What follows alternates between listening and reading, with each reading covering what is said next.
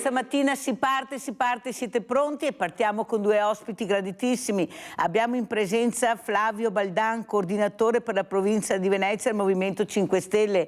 Grazie veramente Baldan di essere qui. Grazie a voi per l'invito e una buona sveglia ai Veneto. Grazie. E saluto anche Don Davide Frassetto, parroco di Biadene, Caonada, frazione Montebelluna. Buongiorno Don, come sta Don? Buongiorno a tutti voi, bene, grazie. Allora, Don, partirei proprio con lei, Don Frassetto, ma dobbiamo aver tanta paura, sì, di questi giovani che molti danno una visibilità che forse non meriterebbero, che forse dobbiamo anche fermare perché sembrano tanti, ma alla fine sono più quelli bravi che quelli non bravi. Però nessuno ha il coraggio di fermarli perché non si capisce il motivo, perché sono minori, la legge li protegge, bisogna vedere, le famiglie proteggono. Cosa vede lei, Don Frassetto, invece nei giovani? Voi parlate tanto con loro, forse direi che li troviamo più da voi che in altre parti, quelli bravi naturalmente, ma ci sono, ma si vedono poco, nonostante ci siano anche nel mondo del volontariato, nel mondo delle parrocchie. Prego, Don Frassetto. Credo che probabilmente fanno più rumore quelli che combinano qualche malanno in giro, ma certamente c'è anche un bel numero di giovani, giovanissimi, penso in particolare dell'età anche delle superiori, che circolano abbastanza anche dentro le parrocchie, che stanno crescendo con i loro dubbi, le loro anche fatiche legate all'età, ma che sono generosi e anche disponibili, con un sacco di potenzialità che riescono, anche se aiutati, a mettere a disposizione della comunità, dei più giovani. Penso in particolare, non so, alle attività estive, al Grest, eccetera, insomma, dove in modo particolare sono coinvolti tantissimo, insomma, ecco.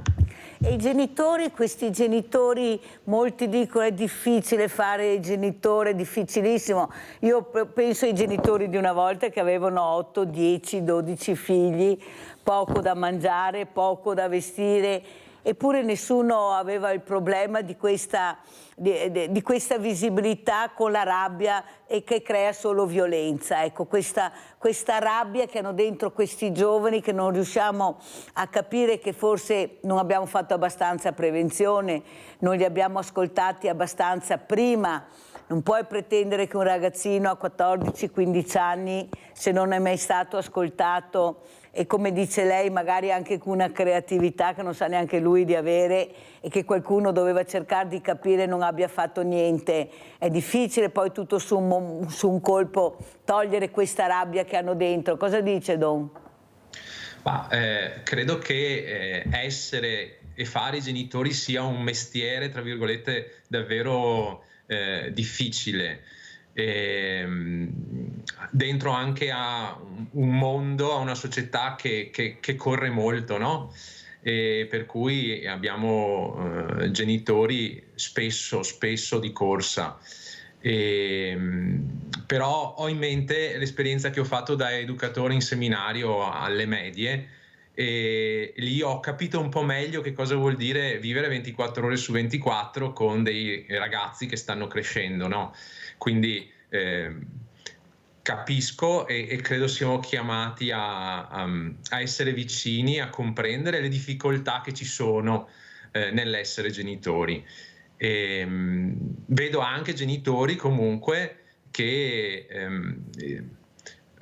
si trovano in difficoltà, ma che si interrogano, che cercano confronti. Poi le ricette, per fortuna direi, non ci sono.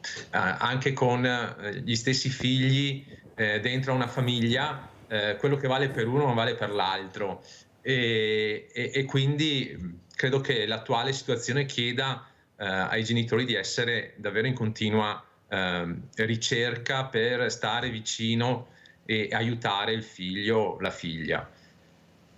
E noi proviamo a fare la nostra parte dentro a un contesto che comunque è complicato.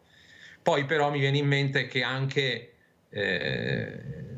i dopoguerra che ci sono stati in passato erano contesti complicati e le nostre comunità hanno saputo comunque tirar fuori il meglio. E anche oggi credo che in un contesto ancora complicato siamo chiamati a tirar fuori il meglio anche in questo momento. Insomma, ecco.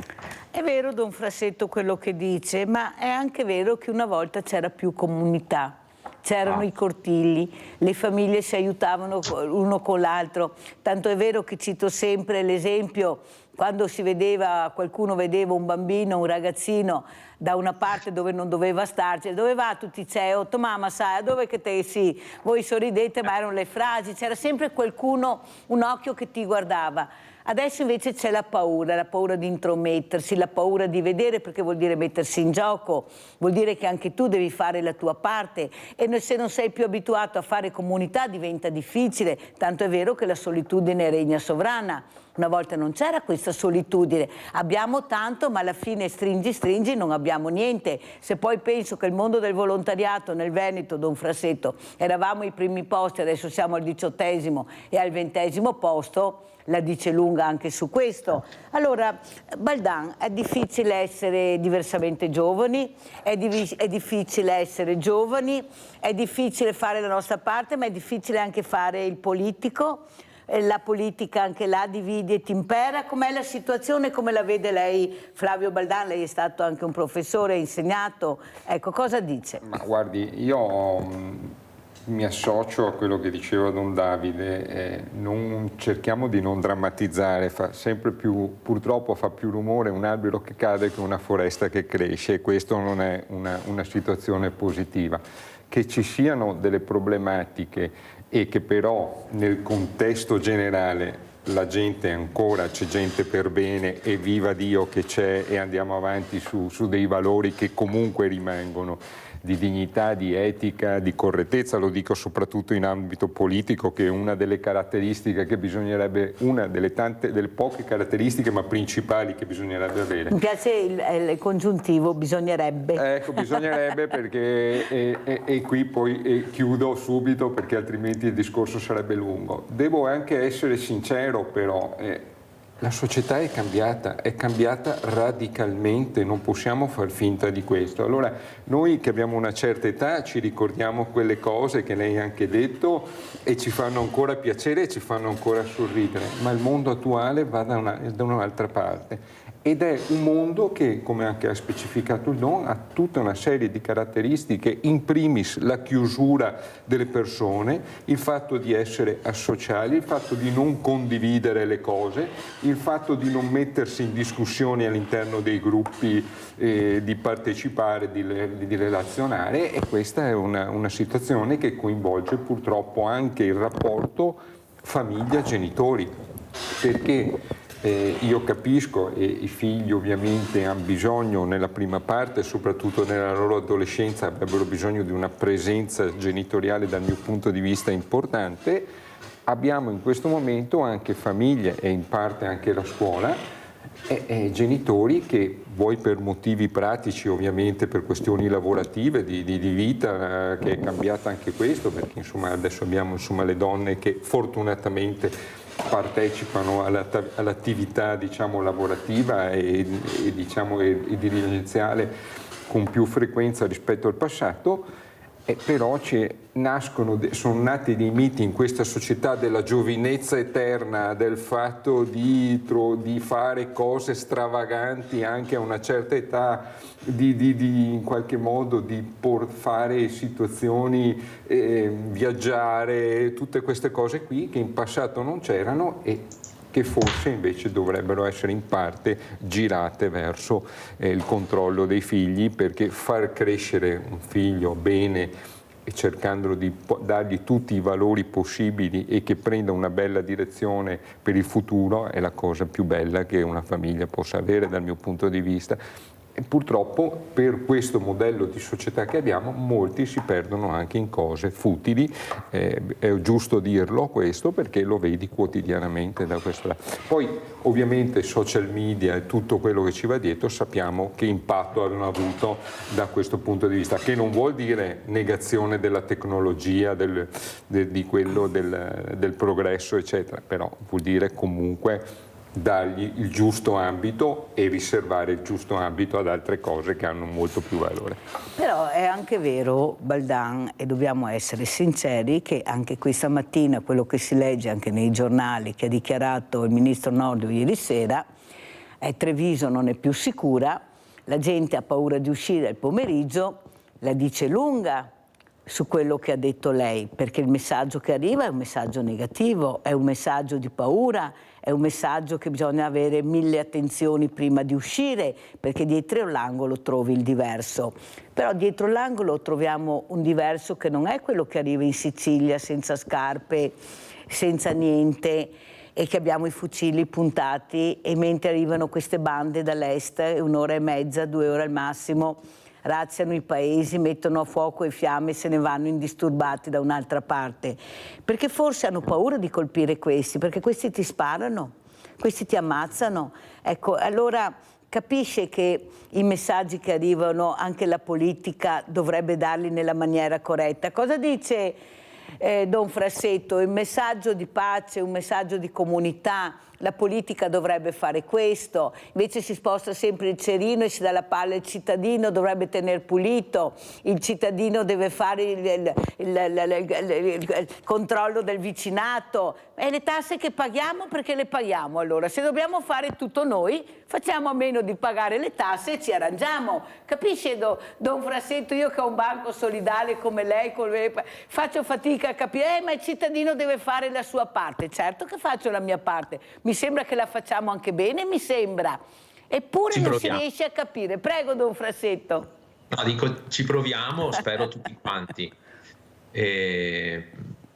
Non so, non vorrei giocare a ping pong, quindi rimandando dai politici ai cittadini e viceversa, credo che facciamo squadra, proviamo a far rete. Bravo. Anche dentro a queste cose qui passa un messaggio comunitario. Credo che la questione sollevata, che io così riassumerei dicendo l'individualismo che c'è oggi, probabilmente è un aspetto che non ci aiuta tantissimo, e quindi creare situazioni in cui si possa riprovare a stare insieme anche concretamente, non solo virtualmente, ecco, possa davvero essere uno stimolo, un aiuto concreto sia alle famiglie sia ai più giovani e poi alla società di conseguenza, ecco. Ma Don Frassetto, come mai si ha così paura del diverso? Eravamo molto più accoglienti una volta, adesso specialmente la fascia non giovane, forse i diversamente giovani, molti hanno paura del colore scuro della pelle, è quello che si nota di più, è quello che si vede di più, è quello che mi fa più arrabbiare, perché a loro tutto e a noi niente, perché sono le telefonate che mi arrivano, è giusto anche parlarne, io sono preoccupata che proprio quelli che hanno passato le guerre, che hanno passato la fame, la miseria, abbiano paura del diverso, l'immigrazione che abbiamo avuto anche noi qua. Eppure succede questo, tanta rabbia, tanto nervore, sono tutti delinquenti, tutti stupratori. Ma che messaggio è passato, Don Frassetto? Invece non è così. Sì, credo anch'io che non sia così. Di rabbia però verso tutto e tutti ce n'è un sacco, per cui basta pochissimo, credo che ce ne accorgiamo girando anche solo per le strade, insomma, o entrando in un semplice piazzale, non so, di un supermercato o dentro al supermercato, insomma ci sono a volte scene in cui uno se la prende e magari reagisce anche in modo un po' forte, insomma, tirando fuori questo aspetto della rabbia che comunque mi pare di notare un po' più evidente in questi ultimi anni. O prima non non mi fermavo a vedere, insomma, ma la sento proprio a fior di pelle ogni volta che succede anche una piccola cosa, no? Vedi scattare immediatamente questo aspetto, questa dimensione che poi va chiaramente ad ostacolare qualunque relazione, no? Perché sbagliare penso capiti a tutti, poi riconoscerlo è un altro aspetto ancora, però credo che a volte un po' di maggior tranquillità nell'affrontare lo sbaglio di chi abbiamo vicino sarebbe forse un aiuto, ecco. E però di fatto rimane che c'è questa rabbia e che c'è questa paura, a volte non solo nei confronti della persona di colore diverso, eccetera. A me pare che c'è paura a volte e rabbia anche nell'affrontare chiunque, insomma, ecco. È vero, però purtroppo dobbiamo parlarne di queste cose, dobbiamo cercare, come dice lei, di fare squadra, tutti assieme. Io sono rimasta veramente, e lo dico a Baldan, orgogliosa del mio paese quando ho visto che in Parlamento si è applaudito tutti assieme alla liberazione della giornalista. Non c'erano divisioni, i partiti hanno fatto squadra. Quando mai abbiamo visto una cosa del genere? Eppure è successo. Allora, Baldan, perché non deve succedere quasi sempre per il bene del paese che anche la politica faccia comunità? Perché alla fine è vero maggioranza, opposizione, ma l'obiettivo è quello di aiutare il paese, di aiutare gli italiani. Invece molte divisioni, adesso poi tutti in campagna elettorale, si cavalca qualsiasi cosa, anche le fragilità pur di prendere voti, prima non esistevano, adesso esiste tutto. Cosa sta succedendo, Baldan? Guardi, mi lasci fare una premessa su quello Certo. che diceva prima il ministro Nordio, non per avere qualche disappunto nei suoi confronti, ma la situazione di Treviso, io vengo da Venezia, del territorio veneziano, a Mestre è una città fuori controllo dal lato dell'ordine pubblico, quindi viviamo anche in Veneto, ma non è solo il Veneto, ovviamente in Lombardia è esattamente la stessa cosa, io vado spesso a Milano. E viviamo in una situazione, anche a Napoli, ovviamente anche il sud, a Roma e quello che c'è, viviamo in una situazione che è paradossale. Ora, trovare le motivazioni, certamente colpa neanche alla politica da questo punto di vista, perché non tanto sul discorso dell'ordine pubblico, del fatto di mettere le risorse, di mettere a disposizione tutto quello che ci va dietro per tutelarlo nel modo corretto, quanto soprattutto perché è stato fatto un errore in questo paese. L'istruzione, la cultura è cominciata da un certo momento a mancare e si è lasciata andare, e questa è la cosa più importante, la formazione delle persone sia dal lato politico con determinati precetti sia dal lato delle persone sono la cosa da questo punto che è fondamentale per far crescere poi in una società che, ripeto, è completamente cambiata e interconnessa, perché non è più quella di 30-40 anni fa. Quello che ci manca a noi dal mio modesto punto di vista è il fatto, soprattutto anche dopo il post-Covid, ci siamo trovati proprio per questa mancanza di programmazione, mancanza di creare una cultura diversa di integrazione, visto che abbiamo anche dei problemi demografici evidentissimi, è quella di aver creato le basi che nel tempo pian piano potessero accogliere e trovare il modo di integrazione, di un'integrazione corretta. Ecco che si realizzano in questo momento in cui ti piove giù di tutto e ovviamente succedono queste situazioni che poi hanno punti diversi, si è andato giù il muro, tante cose, ti trovi in una situazione così dove i cittadini sono esasperati sotto questi punti di vista, a Mestre lo vediamo, succedono senza che le racconti cosa succede, ma lo immaginerà. sono esasperati e alla minima scintilla esplodono in una situazione di protesta, di diniego, di rabbiosa, certamente. Questo è il fatto che non è stato creato, e su questa situazione molto hanno contribuito i nostri politici, che sono litigiosi ormai da sempre, si ritrovano in un'unica bandiera fortunatamente, perché rimaniamo sempre un paese e quindi appoggiamo tutti quelli che sono i nostri cittadini identificati dalla nostra bandiera, fra virgolette, ma si ritrovano in rarissime eccezioni a dare un contributo complessivo e preferiscono litigare in continuazione. Abbiamo Rinaldo, vai Rinaldo, proprio da Venezia. Ciao Mirella e Ciao. buongiorno ai tuoi ospiti. Purtroppo è il problema dei giovani di adesso. Non c'è neanche la cultura. Perché una volta ai tempi miei faceva la terza elementare, la quinta elementare, i più bravi.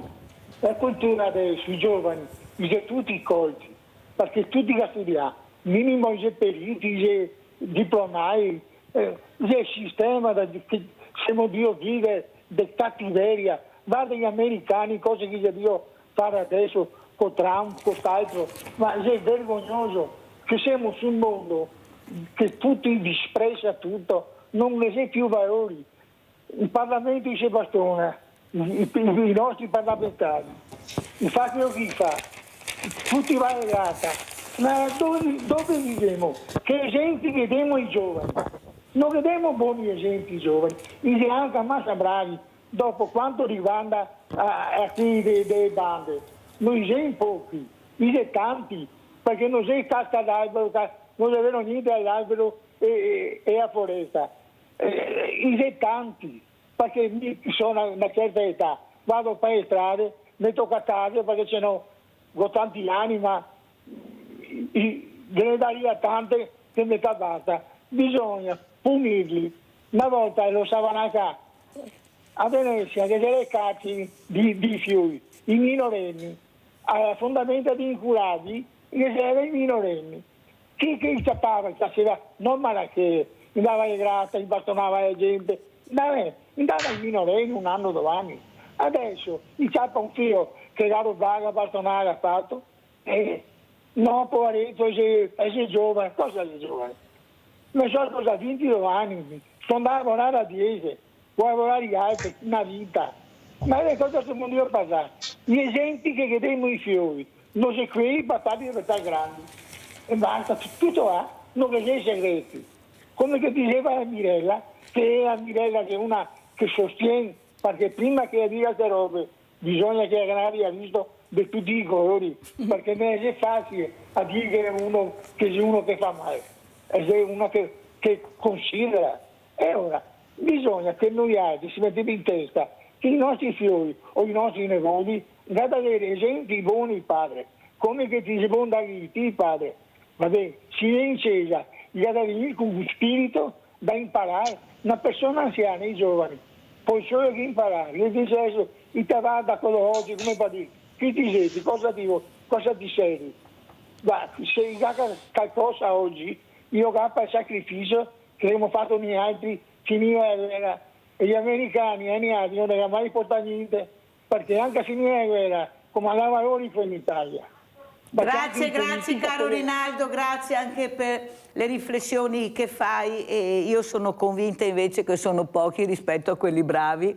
Il problema è che quelli bravi, come ho detto prima, non si vedono, quelli meno bravi invece sono tutti i giorni. Più che altro non si vedono, fanno meno risonanza, no, e questo non è li un vediamo, peccato. guardi, proprio non li vediamo, forse se fossimo più attenti a questi e anche qualcuno desse più esempio a quelli che suonano nelle orchestre, tutti questi ragazzi che studiano e hanno anche questi hobby, fanno sport.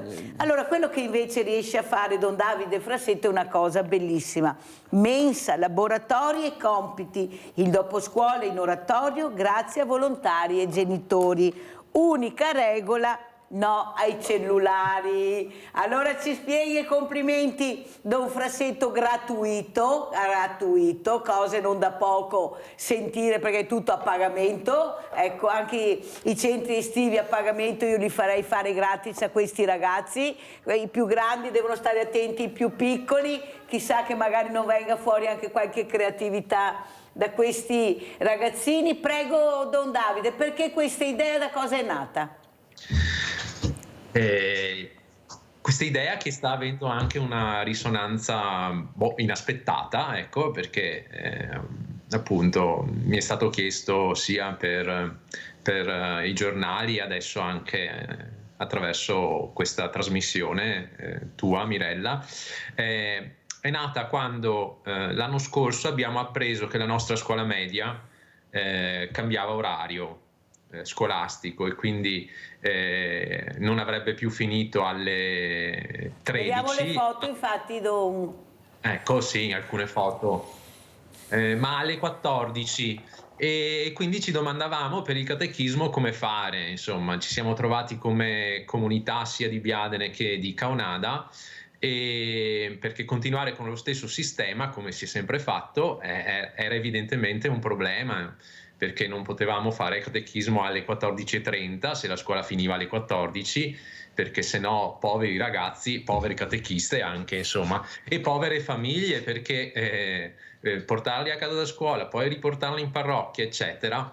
E poiché noi qui a Biadene abbiamo la scuola media proprio dietro alla parrocchia, è venuta avanti questa idea di dare almeno un'oretta di pausa tra la scuola e la catechesi, offrire anche la possibilità di fermarsi direttamente, così un aiuto anche alle famiglie senza dover andare avanti e indietro, e condividere anche una pasta calda per chi ha voglia, insomma, grazie a dei nonni volontari in questo caso.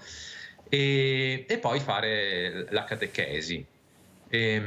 A questo si è aggiunto poi un'idea di qualche mamma che già un po' veniva avanti, però io dicevo, se ci sono le forze proviamoci, e quando insomma qualche mamma si è mossa in questo senso, di dire ma proviamo a dare anche un po' di tempo dopo la catechesi, quindi dopo le 16, e insomma grazie a un movimento un po' di genitori si è riusciti a provare anche questa cosa qui, e quindi dopo le 16, finita la catechesi, qualcuno fa i compiti, qualcuno si distrae un attimo con un po' di gioco in oratorio, calcetto, oppure nel campetto esterno piccolo che abbiamo qui in parrocchia, con un po' di calcio o pallavolo che sia, o basket, ecco.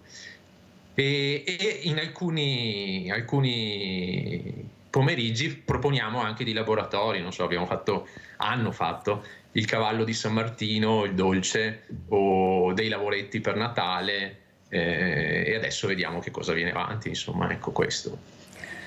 Però, Don Frassetto, quello che veramente mi complimento è quello di essere riuscito, lei, a intrigare anche i genitori. E che è là il problema, il grande problema, perché anche loro si devono mettere in gioco. Non è possibile sempre delegare alla scuola, alla chiesa, intanto io sono a posto. No, devi esserci anche tu, devi mettere anche tu la tua goccia nell'oceano. Tutti dobbiamo farlo, e questo è un bel messaggio che stiamo dando questa mattina. Tu che brontoli, cosa fai per la comunità?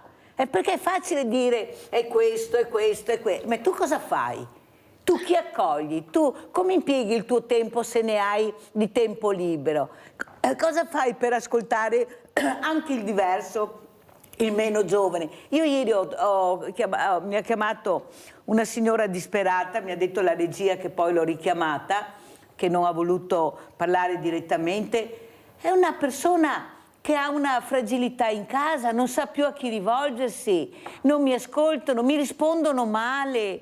Ecco, mi rispondono male, basta, mi dicono, non ne possiamo più.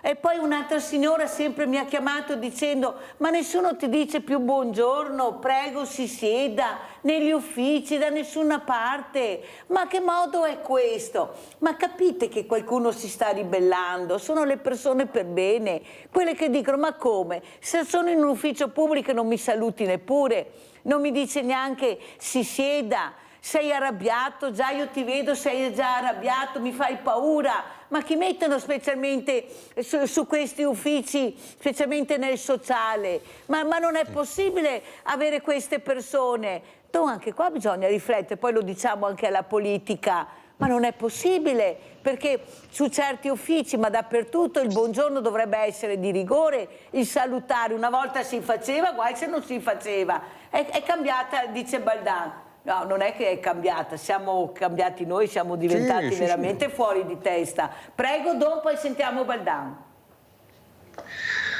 È una società che è cambiata, probabilmente però non smettiamo di provare a riportare anche un po' di, come dire, da una parte buona educazione, ma dall'altra del vivere insieme. Ecco, io vedo tranquillamente, abbastanza tranquillamente, che tendenzialmente se non saluto io, anche qui quando vanno avanti e indietro nel piazzale, nel parcheggio della parrocchia, che è poi quello usato anche per la scuola, tendenzialmente non si dice un buongiorno, un ciao, né piccoli né grandi, Sì. e quindi è una questione come se il saluto fosse riservato solo alle persone che conosci, invece dico, magari diventa un'occasione per conoscerci. Ecco, no, mi fa piacere che l'abbia notato anche lei, perché bisogna anche iniziare a salutare, perché giustamente questa persona dice ma com'è, cosa sta succedendo, e le avevo promesso che ne avrei parlato stamattina, e chi meglio che con Don Frassetto, è anche un politico, a parlarne. Abbiamo Maurizio da Are, poi andiamo da Baldan. Vai Maurizio. Ciao Mirella e buongiorno a Don Frassetto e anche al signor presente in studio. Flavio Baldan, Movimento 5 Stelle. Benissimo Mirella, comunque le tue sono parole sante. Volevo aggiungere al signor Rinaldo, che ha parlato prima, che ci vorrebbero 10, 100, 1000 di Donald Trump, e questo lo dico io perché qui in Italia purtroppo non c'è più rispetto delle regole per nessuno, ok? Se ci fosse un Donald Trump qua da noi, ridendo e scherzando, ok, al posto del presidente Mattarella, con tutto rispetto, ok, ecco, le cose forse andrebbero meglio, ci sarebbe più rispetto, ci sarebbero più rispetto delle regole e non ci sarebbero tante situazioni tragiche fra bande, gang e quello che è, ok? Ecco, il rispetto, che è la cosa più fondamentale, che adesso ormai è andato nel dimenticatoio. Adesso parlo con Don Frassetto. Don Frassetto, io le dico solo questo, vivendo, lavorando in giro a destra e a sinistra con il furgone della ditta, eccetera, la società è impazzita ed è fallita. Perché questo? Perché non ci sono più i genitori di una volta, ok? I genitori di adesso lasciano liberi i ragazzi a fare quello che vogliono, e addirittura ho sentito che ci sono i ragazzi di 15 anni che comandano a casa e mettono le mani addosso addirittura ai genitori. Ma stiamo andando via di testa qua, perché i genitori gli danno tutto, gli obbligano questo, cioè mi compri questo, mi compri quello. Quando li vizi troppo la catena si spezza, si rompe, ok? Questo è il discorso. Quello che non è mai successo a casa mia, io sono di una generazione ormai antica, sono del 68, per cui i miei genitori mi hanno insegnato le cose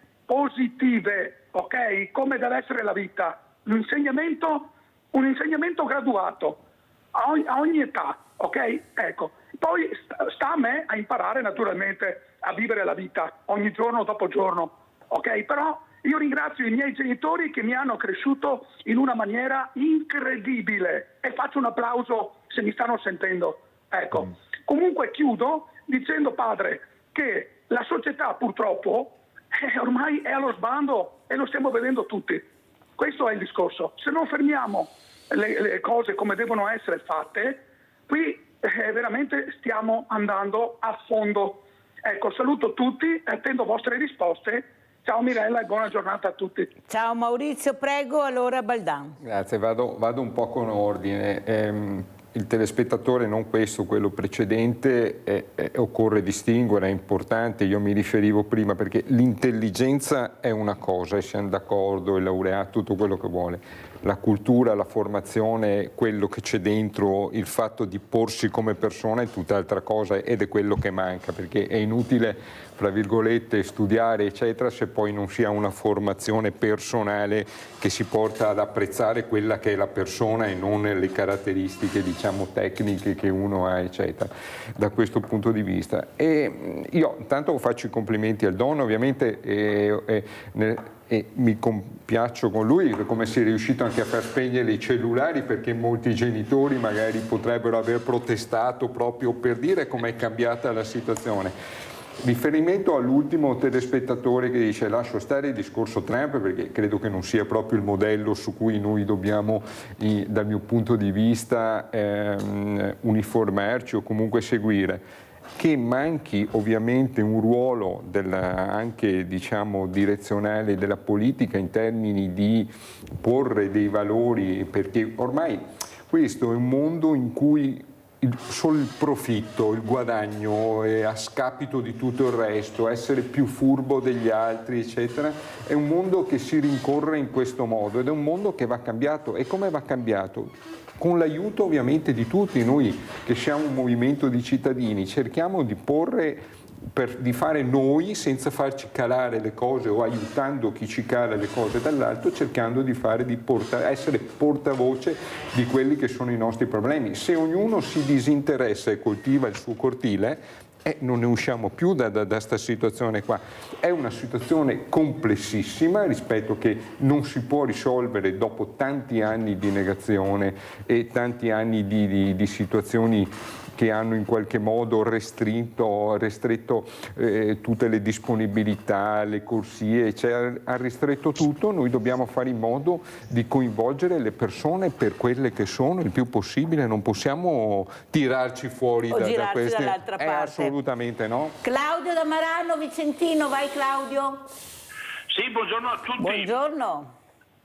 Come tutti sto guardando quello che sta succedendo in questo periodo e mi sembra di vedere che siamo i vassalli dell'America, però ricordo che la von der Leyen, sapendo che Trump faceva queste cose con i dazi, aveva già preso degli accordi e si chiamano gli accordi Marc-Sur.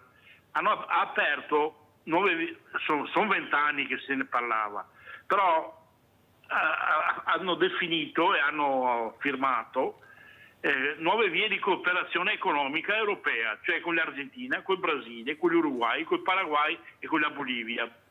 È una grande area di libero scambio.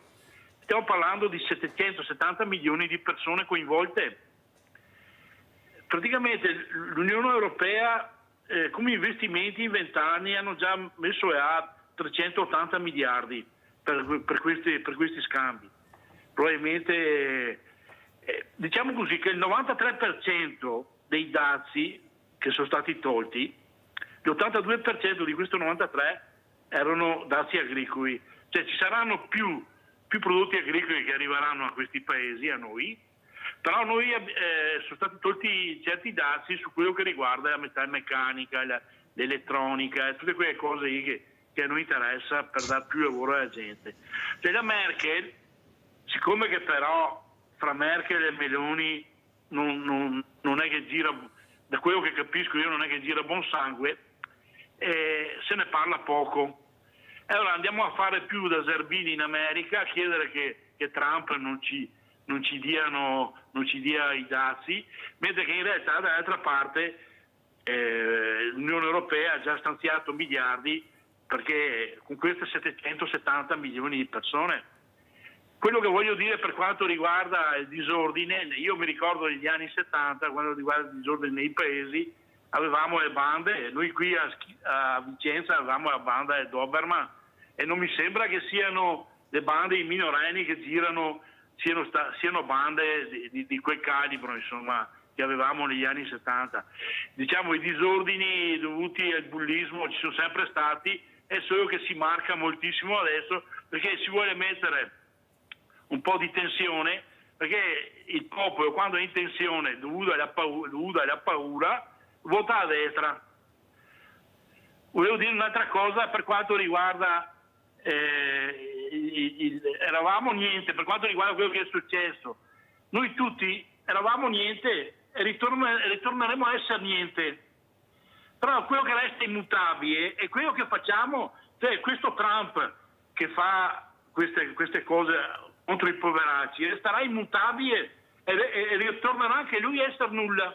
Buona giornata signori.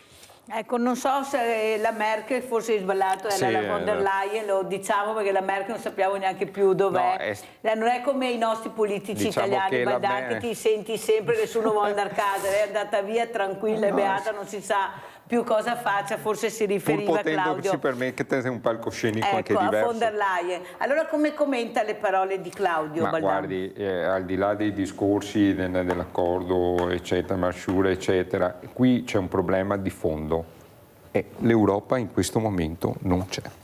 Bisogna essere chiari. Noi siamo il vecchio continente, dovremmo avere voce in capitolo in un mondo globalizzato in cui ci sono dei poli estremi importanti, che sono gli Stati Uniti, la Cina, l'India e l'area dei BRICS, eccetera, e noi non abbiamo voce in capitolo. Questo è il dilemma attuale. Ma scusa Baldan, non c'è l'Europa, però quando abbiamo bisogno di soldi o fondi del PNRR, tutti vanno in Europa, però allora l'Europa c'è. Cioè non riesco mica a capire questa storia, non c'è l'Europa, ma quando abbiamo bisogno, che non avevamo neanche gli occhi da piangere, l'Europa c'era perché aveva i soldi. Europa, fare squadra, avere diciamo una dinamica importante nello scacchiere globalizzato non può essere solo una questione di risorse, perché le abbiamo viste e queste le ha messe a disposizione anche l'Unione Europea, un bilancio importante anche su altre situazioni di fondi, eccetera.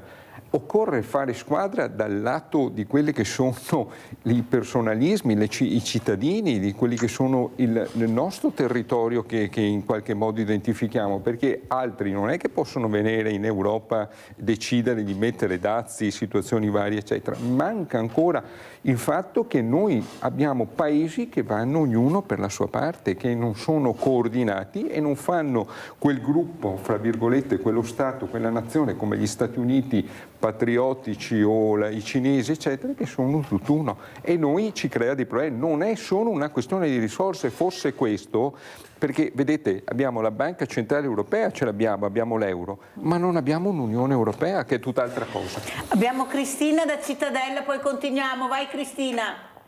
Sì, buongiorno a tutti voi, soprattutto i suoi ospiti, Mirella. Allora io volevo toccare di nuovo l'argomento. Mi sente? Sì, benissimo Cristina. Ecco, no, volevo ritornare sul discorso di questa aggressività dei nostri ragazzi. Io da mamma di 2 adolescenti femmine, sono molto preoccupata perché mi rendo conto che è cambiato tutto in questi ultimi anni. Io sono dell'idea che il ragazzo deve essere educato fin dai primi mesi di vita. Sarà che sono anche un'educatrice, perciò sono venuta su anch'io con le regole, il no deve essere no e il sì deve essere sì. Io mi rendo conto che i genitori di adesso, in questi ultimi anni, sono, tra virgolette, un po' un disastro. Non sanno gestire i bambini, non sanno dare le regole, tutto è più comodo dire una volta sì, una volta no, e perciò i figli vanno in confusione. E qui si apre un mondo. Io direi che bisogna tornare un po' ai vecchi tempi, coccolarsi i ragazzi, parlare, dialogare, e quello che ha rovinato la società di adesso, secondo me, anche tante altre mamme, che non parliamo più con i figli. Io per fortuna riesco ancora a dialogare molto anche con gli amici delle mie ragazze, do sempre dei buoni consigli e so parlare con le ragazze, con le mie figlie, e le guardo negli occhi, quello che ultimamente le famiglie non fanno. E bisogna trovare il tempo per stare con i ragazzi, bisogna essere noi stessi. Difatti faccio anche i complimenti con l'onorevole che diceva che tante mamme hanno perso un po' la boa di quello che è essere mamme, e bisogna tornare indietro, essere noi stessi, insomma, basta superficialità, basta con questo Instagram essere noi stessi. Se noi siamo noi stesse in generale anche i figli hanno un esempio insomma concreto, perché l'aggressività da cosa nasce? Da un malessere. Il malessere da cosa nasce? Che non sanno più neanche parlare tra loro, vanno fuori, cosa fanno? Giocano col telefono. Bisognerebbe fare come certe mamme all'estero che vietano i ragazzi di uscire, escono, però parlate tra di voi, non con il nulla, con questo Instagram, prendersi in giro. Bisogna guardarsi negli occhi, fare anche delle belle discussioni, cioè essere noi stessi, cioè la normalità, che adesso la normalità è l'anormalità. E lei, Mirella, ha ragione a dire non ci si dice neanche più buongiorno, come stai? Hai bisogno? Ti porgo la mano. Cioè, torniamo indietro, essere noi stessi e vivere serenamente la vita. Soprattutto se noi diamo il buon esempio ai figli, i figli dopo apprezzano, ma fin da quando decidiamo di diventare genitori, no? Usciamo da questo ego. Grazie Cristina, devo chiudere perché devo andare assolutamente in pubblicità, ho forato tantissimo, ma ti ringrazio per le parole che ha detto. Non a caso sei un'educatrice, non a caso, ecco, ognuno il suo mestiere e si sente dalle parole e da quello che ha espresso la nostra Cristina, che ringrazio. Pubblicità.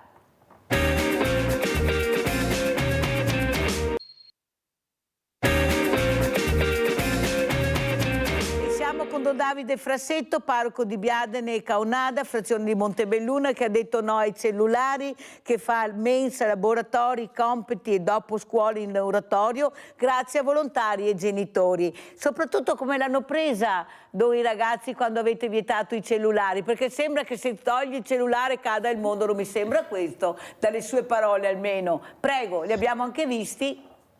Sì, poi qualcuno, magari dei più grandi, ci prova anche a estrarlo questo cellulare ogni tanto, ecco, perché di fatto c'è, no? Però insomma vedo anche, io passo e ricordo insomma la nostra regola, insieme ad altre regole per carità, di non usare il cellulare, ma di approfittare di stare semplicemente insieme a chiacchierare, a giocare o a fare qualcos'altro, insomma, ecco. E tutto sommato insomma non vedo esagerazioni, ecco, e neanche grandi rifiuti della cosa, perché è un patto che abbiamo fatto. È sicuramente una questione grossa quello del cellulare. Io con gli adolescenti dico, a volte anche con i genitori, che è un po' un ciuccio, no?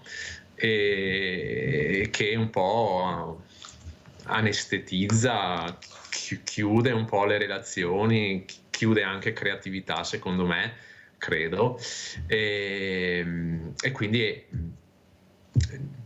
e le parole che ha detto Cristina, Don, come commenta le parole di Cristina?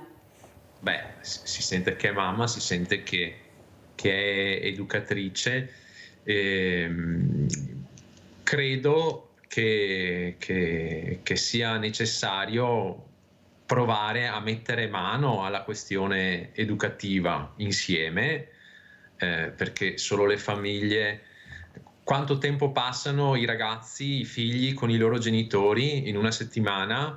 Ne passano molto a scuola, ne passano molto allo sport, tantissimo allo sport oggi, molto più di ieri, insomma, a me pare, corsi di musica, eccetera, e dico, dobbiamo provare a navigare insieme, ecco, a fare rete, lo dicevo così prima, per poter aiutare.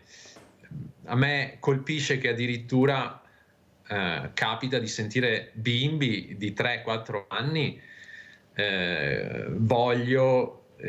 qualche nonno o qualche genitore comanda lui, e io dico, beh, è un problemino, insomma, ecco. È un problemone, altro che un problemino, Don Frassetto. No, allora, la politica aiuta le famiglie, dovrebbe supportare. Devo correre, Don, perché è già finito anche il tempo. Devo anche chiedere a Baldan, ecco, cosa intende fare la politica, se ha intenzione di investire nella cultura, nella famiglia, proprio le basi principali per questa comunità, perché così formiamo. Prego. Se si riferisce alla politica di questi ultimi 20-30 anni non aiuta assolutamente nulla, ha fatto in modo di distruggere tutto questo, non aiuta la cultura, non aiuta le famiglie, non aiuta il sociale, non aiuta le persone disabili, ci sono tantissime carenze, lo ha fatto mettendo un po' di risorse, ma non è solo questo, quello che diceva lei precedentemente, non è solo andare in un ufficio e dire burocraticamente o questo o quello, occorre anche un rapporto umano, così come avviene, come deve avvenire nell'ambito della sanità, dove i medici ovviamente hanno, e gli infermieri anche un approccio, diciamo, dal punto di vista sociale e del rapporto con la persona. La politica italiana in questi anni, e anche quella veneta in parte, e tutto questo l'ha fatto in misura molto marginale, e io credo che invece queste cose siano da rimettere al centro dell'attenzione, non sia il momento di buttare, fra virgolette, risorse in cattedrali nel deserto, in infrastrutture che ovviamente possono servire ma lasciano il tempo che trovano, ma sia da puntare più sul valore umano, sul capitale umano. Lo dicono tutti a parole, nei fatti non accade. Ecco, e questa autonomia, questo niet? Guardi, sull'autonomia, l'autonomia era già stata svuotata dai sette diciamo, mozioni, dalle sette decisioni della Corte Costituzionale, quindi l'autonomia differenziata nel modello Calderoli che c'era era già stata svuotata. A noi come Movimento 5 Stelle e tutta la parte, credo, che ha proposto il referendum dispiace, perché abbiamo raccolto oltre 1.200.000 firme e sono firme di cittadini e il consenso dei cittadini va sempre rispettato. Ne facciamo necessità virtù.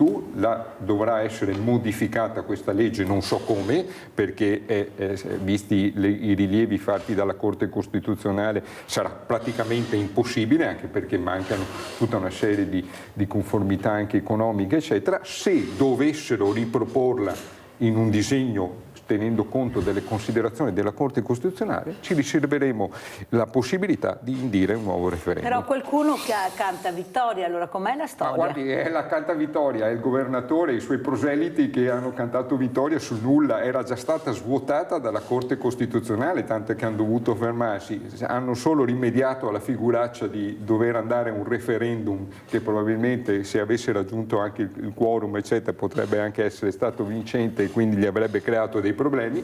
Continueranno con la loro cantilena di una riforma che nella sostanza non c'è, perché manca sostanzialmente tutto e non è attuabile, l'ha detto la Corte Costituzionale.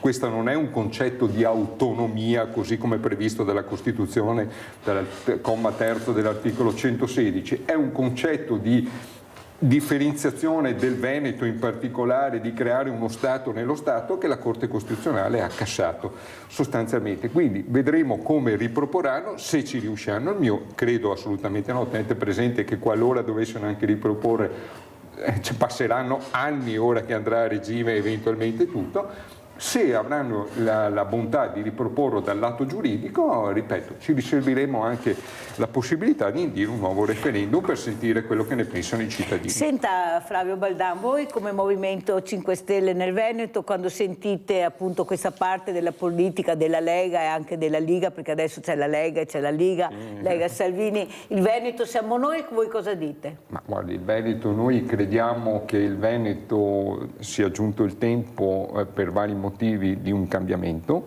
Riteniamo che questi ultimi 5 anni del governatore, del presidente Zaia e della sua giunta non siano stati all'altezza della situazione, quindi proporremo la nostra proposta e la nostra visione per un Veneto differente, tenendo in considerazione tante di quelle cose che le ho detto prima, e soprattutto siamo contrarissimi al fatto di avere l'uomo solo al comando. Noi crediamo che una regione e il regionalismo è ancora un fattore importante anche a livello europeo. Crediamo che una regione di 5 milioni di abitanti, anche di teste ben pensanti e di cittadini capaci e intelligenti, abbiano la possibilità di dare un giudizio diverso da quello che è stato, e non possiamo ancorarci a un'unica persona che da 20 anni continua a proporci il fatto di dover essere lui a guidare il Veneto. Assolutamente no. Lui dice il Movimento 5 Stelle sono i miei discepoli perché avevamo 2 mandati, i 2 mandati li ha fatti, è ora di cambiare pagina. E soprattutto questo 50% che non va a votare, questo è molto. preoccupante, in Veneto accade anche questo, così come in tutto il resto d'Italia, questo è una disaffezione dei cittadini nei confronti della politica proprio per quella mancanza di risposte che ci sono state in questi anni e il cittadino si è disaffezionato e ha risposto in questo modo. Non credo che sia il modo corretto, perché se ritorniamo e dobbiamo riprendere in considerazione quello che abbiamo detto prima, che ognuno di noi è chiamato a fare la nostra parte, il voto è una di quelle parti e il cittadino può fare questo, e quindi io mi auguro che cambi idea. Certo, le proposte politiche, spero future, siano di qualità diversa rispetto a quelle del passato. Eppure la storia insegna, tra i 2 litiganti il terzo gode, voi ne sapete qualcosa, anche voi avete avuto un crollo incredibile, perché bisogna anche dire quello che è. Perciò forse anche le baruffe in casa, le baruffe chiogiotte le chiamiamo noi, non portano niente di buono, la storia dovrebbe insegnare, eppure non si ascolta, si continua a litigare, io, tu e noi quando si accorgeranno che ci sono le famiglie da aiutare, 6 milioni di poveri dovrebbero far riflettere, questo Papa Francesco che se non ci fosse dovremmo inventarlo con la sua propria parola di pace, di carità, e soprattutto questo uomo che sta cercando con tutto se stesso di dire basta con queste guerre incredibili che portano solo dolore, eppure qualcuno non ascolta delle parole che poi dovrebbero essere veramente di guida a questi grandi della terra, a questa ricchezza. Avete sentito i miliardari pochissimi rispetto, e diventano sempre più ricchi rispetto a una popolazione che neppure con 2 stipendi riesce più ad arrivare alla fine del mese, lavorando si diventa poveri, chi non fa niente in politica invece diventa ricco, basta guardarli. Don, cosa dice Don? Cosa direbbe? Speriamo che venga ascoltato presto, o speriamo, io vorrei essere anche un po' fiducioso, ecco, e suggerisco di essere fiduciosi. La nostra realtà, la nostra popolazione anche della nostra regione ha saputo trovare strade, trovare soluzioni, e confido e spero che il genio della nostra gente riesca anche in questo momento. Bello questo messaggio, Don Frassetto, la ringrazio molto per queste parole. Allora, prima di salutare gli ospiti, sentiamo il nostro Livio da Padova. Vai Livio! Mirella, ciao, un saluto ai tuoi ospiti. Con tutto rispetto, io non credo a una parola di quello che ha detto il rappresentante del Movimento 5 Stelle. Grazie e buongiorno. Prego? Hai finito così? Niente, io non credo niente di quello che ha detto il rappresentante del Movimento 5 Stelle. Ecco, come risponde, come ci saluta invece Flavio Baldano?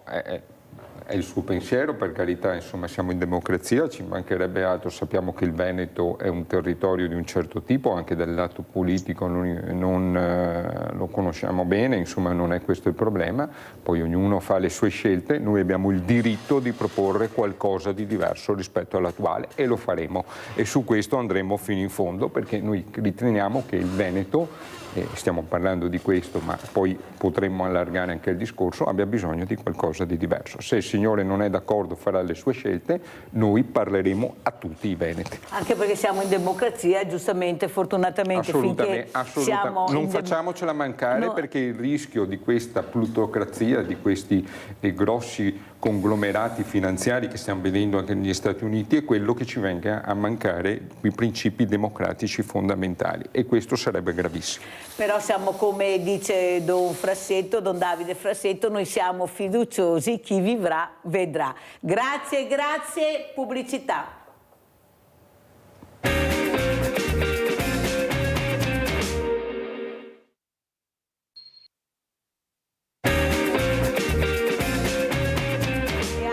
graditissimi ospiti. Abbiamo in presenza Mirko Visentin, panificatore, panificio, caffetteria, di tutto e di più, ambassador du pain, anche lui che abbiamo conosciuto tempo fa, che ringraziamo, e saluto anche Marco Turato, sindaco di Pederoba, Lega. Grazie sindaco anche lei di essere qui. Allora sindaco, io parlavo adesso con Mirko Visentin, sempre più difficile rimanere a galla, specialmente questo artigiano che sta cercando di mettercela tutta per dare un prodotto anche di qualità ottimo, pochi soldi nelle tasche, arrivo nei centri commerciali, trovo tutto e di più, parcheggio di tutto e arrivo a casa e non mi fermo più a prendere il pane, questo prodotto meraviglioso che non è riscaldato ma è fatto artigianalmente.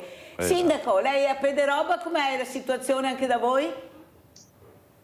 Beh, diciamo che sostanzialmente noi cerchiamo di dare più visibilità possibile agli artigiani, come i panificatori in questo caso. Consideri che nel mio piccolo mio figlio che fa il panificatore, per cui puoi immaginare cosa mi viene raccontato in casa. Per cui noi ci siamo sempre distinti per la qualità del prodotto, i nostri artigiani, qualsiasi essi siano, e dobbiamo difendere con le unghie e con i denti queste realtà, queste piccole realtà che sono la colonna portante del nostro territorio. Graziella da Mestre, poi andiamo da Mirko Visentin. Ciao Graziella. Ciao Mirella, buongiorno ai suoi ospiti. Mi dispiace perché era una telefonata precedente che volevo intervenire, ma mi hanno detto che c'era la pubblicità, allora telefono lo stesso. Intanto complimenti come sempre per le tue trasmissioni, per gli ospiti che porti e gli argomenti che fai. Sono d'accordo con l'ultima telefonata di quella di prima, che quello che dice il signore dei 5 Stelle, io non ci credo assolutamente niente. E dopo dico un'altra cosa, che il governatore Zaia, che ha detto che tanti anni che fa, se per questo, perché è stato votato? Perché appunto ha fatto il suo lavoro, e poi se dovesse cambiare, perché senz'altro Zaia non potrà più farlo, ci sarà un altro della Lega, vedrà che la gente tornerà ancora a votare come una volta, perché i veneti sono veneti e basta. Grazie, buongiorno a tutti e a te Mirella un ciao particolare. Ciao. Ciao Graziella cara, anche abbiamo sentito le riflessioni di Graziella. Allora Mirko Visentin, com'è la situazione? Abbiamo sentito il sindaco Turato che ha detto dobbiamo difendere con i denti, ecco, proprio il più possibile questi artigiani, prego. Assolutamente.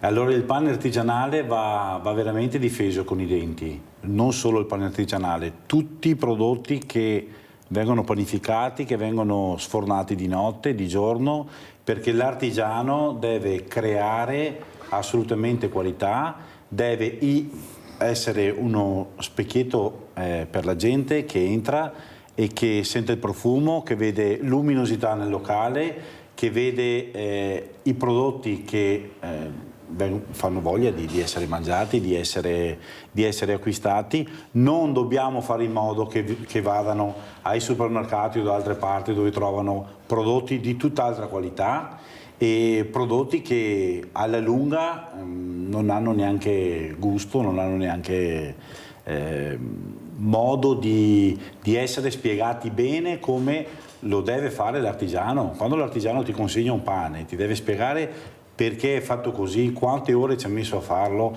e uguale per un dolce, uguale per un lievitato, uguale per una brioche, per tutte quelle cose. Allora riempiamo i negozi di gente. La cordialità, il bel modo di fare, il spiegare bene, il raccontare la nostra favola notturna, la nostra storia, questo porta alla gente a essere incuriosita e aver voglia di ritornare nei nostri negozi. Però Mirko, io l'altro giorno ho avuto una panificatrice storica la quale ha detto io non riesco più a resistere, ecco io da 13 anni faccio il pane, prima mio papà, poi i miei fratelli, adesso sono io perché purtroppo sono rimasta io che mi alzo alle 3 della mattina ma non riesco neppure più a sopravvivere, la manodopera costa tantissimo, non la trovi e non siamo supportati. Ecco, giustamente il sindaco Turato ha detto difendiamo con le unghie e con i denti, ma mi sembra che la politica abbia perso i denti e le unghie, visto gli artigiani che abbiamo perso, cioè non ha denti e non ha unghie per difenderli, perché il mondo dell'artigianato è stato uno dei più colpiti, inutile che ce la raccontiamo. Quelli meno pagati sono gli operai, i pensionati, forse anche questo 50% del popolo che non va a votare dovrebbe far riflettere Turato. Cosa dice? Prego. Sì, diciamo che il problema nasce dall'alto, perché è dall'alto che sostanzialmente dovrebbero legiferare in modo tale che le nostre piccole realtà possano avere una boccata d'ossigeno. Noi nel nostro piccolo l'unica cosa che possiamo fare è valorizzare queste realtà che sopravvivono nei nostri territori e che danno vita ai nostri territori, altrimenti i nostri comuni diventerebbero solamente dei dormitori ed è quello che non vogliamo assolutamente. Ma valorizzare cosa vuol dire per lei, sindaco? Come si fa a valorizzare? Perché loro parlano di diminuire le tasse, di dare più possibilità anche di avere più personale, perché il personale costa tantissimo. Ecco, questo vuol dire valorizzare. Voi sindaci non siete in grado di farlo, è la politica che lo deve fare. Sono i piani alti che dovrebbe fare questo, perché se un pianificatore viene da lei e dice aiutami sindaco, e lei cosa risponde? Sì, ti do qualcosa subito, ti tolgo qualche tassa. Anche voi siete gli unici riferimenti che hanno, ma non siete ascoltati, mi sembra. Prego. Assolutamente no, nel senso che le do pienamente ragione. L'unica cosa che possiamo fare noi è far conoscere le nostre realtà anche al di fuori del territorio comunale, far capire alla gente che abbiamo la fortuna di avere delle persone come il panificatore che lei ospita in studio, che danno vita al nostro territorio, ma soprattutto danno qualità alla nostra gente di ciò che troviamo sopra la tavola. Ed è per questo che un obbligo non solo morale nostro, quello di far conoscere queste piccole realtà, ma dall'alto dovrebbero mettere in condizioni questi artigiani, i panificatori in questo caso, e mettere in condizioni di poter continuare con la loro attività che, ricordiamocelo sempre, se ci distinguiamo per qualcosa nel mondo è per qualità dei nostri prodotti che non nascono dai centri commerciali, dai grandi distributori, nascono appunto da realtà come quelle che sono i panificatori o quant'altro, insomma. Mirko Visentin come commenta? Assolutamente vero.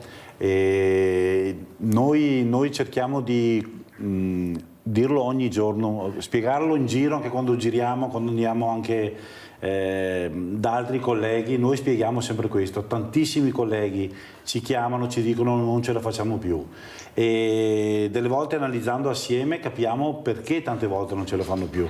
La tassazione ormai è arrivata alle stelle in Italia, un dipendente costa una follia, niente togliere al dipendente, perché senza dipendente tante cose non si potrebbero fare, però non è giusto che ormai la tassazione sia diventata più alta di quanto guadagna il dipendente, e questo per un artigiano che deve fare i conti ogni giorno a 360 gradi va a influire molto a fine mese o a fine anno. Ecco che mi collego con la collega che mi dice ho difficoltà ad andare avanti.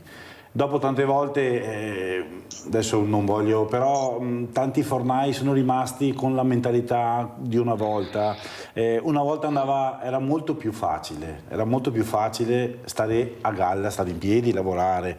Adesso, soprattutto questi ultimi anni qua, devi trasformare un po' tutto, dal tuo locale, inserire, noi abbiamo inserito nei nostri locali da subito la caffetteria, perché è motivo di portare dentro gente, fare prodotti nostri, non vendere croissanteria, roba industriale, ma anche quello da noi viene prodotta. Dunque si forma una struttura che quando entri tutto quello che vedi è prodotto da noi. È vero, la manodopera costa, però il cliente si affeziona di più e se trova il prodotto buono, ottimo, lo prende anche il giorno dopo. È un modo anche questo per avere i clienti sempre dalla nostra parte. Uguale cambiare arredamenti, portare dentro luminosità nei locali, portare dentro, oltre a formare gente, formare commesse con il sorriso, perché Uno che entra la mattina già è triste tante volte è triste perché ha tanti pensieri per la testa. Noi dobbiamo quando esce dai miei locali, io dico sempre alle mie ragazze, devono uscire con il sorriso, perché abbiamo una missione. La missione è anche quella di dare un sorriso, di far ridere un po' la gente, perché è difficile già al giorno d'oggi. Ci sono tantissime cose per essere tristi, almeno un caffè, un pezzo di pane, un pezzo di dolce che possa portare gioia nelle tavole e nelle famiglie. Forse è proprio quello che siete riusciti a fare, Visentin. Io quando vado anche su questi istituti alberghieri vedo tanti giovani, ragazzi e ragazze, vedo il sorriso, perché veramente si divertono, studiano, si divertono, lavorano, sono disponibili anche i fine settimana quando si fanno queste manifestazioni.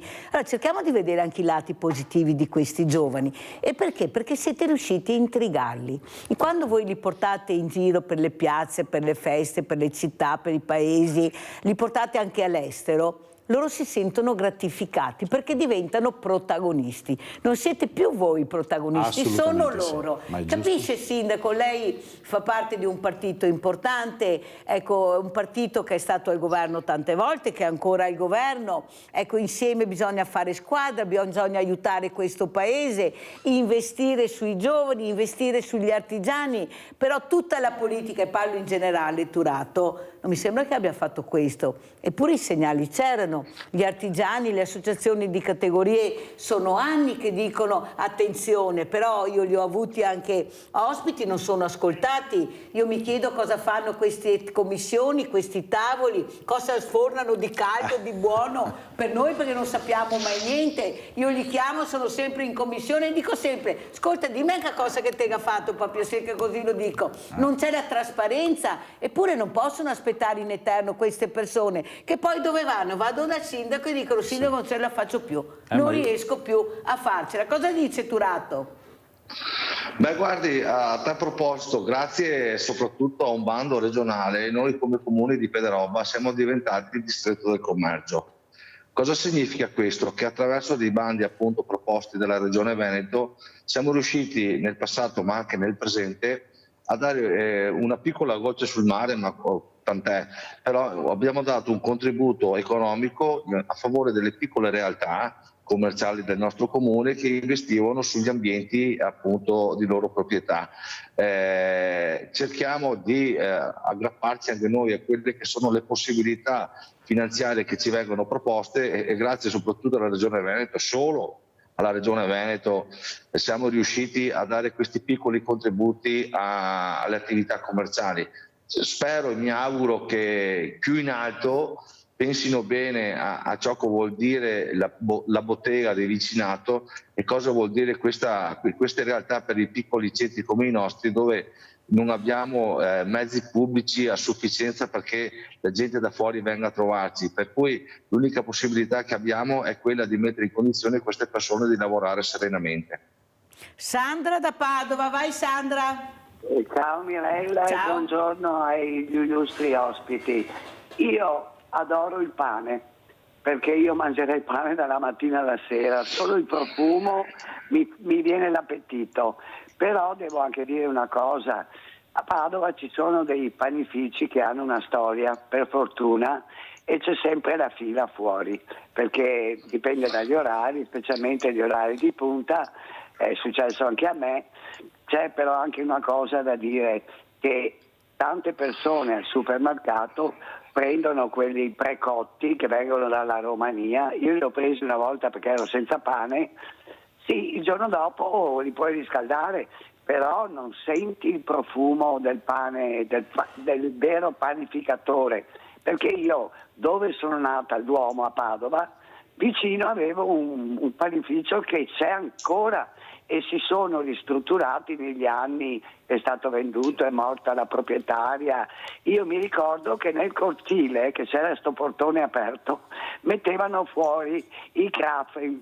Dunque noi prima di andare a scuola, più di qualche volta, andavamo a prenderne uno, due, e lei lo sapeva, e dopo mia mamma pagava perché giustamente era un gesto un po', però insomma parliamo che avevamo 6-7 anni. Io però dico anche una cosa, mio papà diceva pane, suoli delle scarpe e pompe funebri non vanno mai in fallimento, perché è così, adesso non è più così. Le pompe funebri continuano perché la gente muore, però devo dire una roba, c'è anche un discorso di costi, perché a me piace prendere quello alle olive, il pane così e il pane colà, devo stare attenta perché mio marito è in dieta e vabbè, però c'è anche un discorso di soldi. E dopo devo anche dire una roba, è vero quello che dice il panificatore, che il dipendente, io ho sentito delle trasmissioni che parlavano proprio sull'argomento e dicevano che il panificatore prende un bel stipendio. È chiaro che è un sacrificio perché lavori di notte, ti devi alzare presto.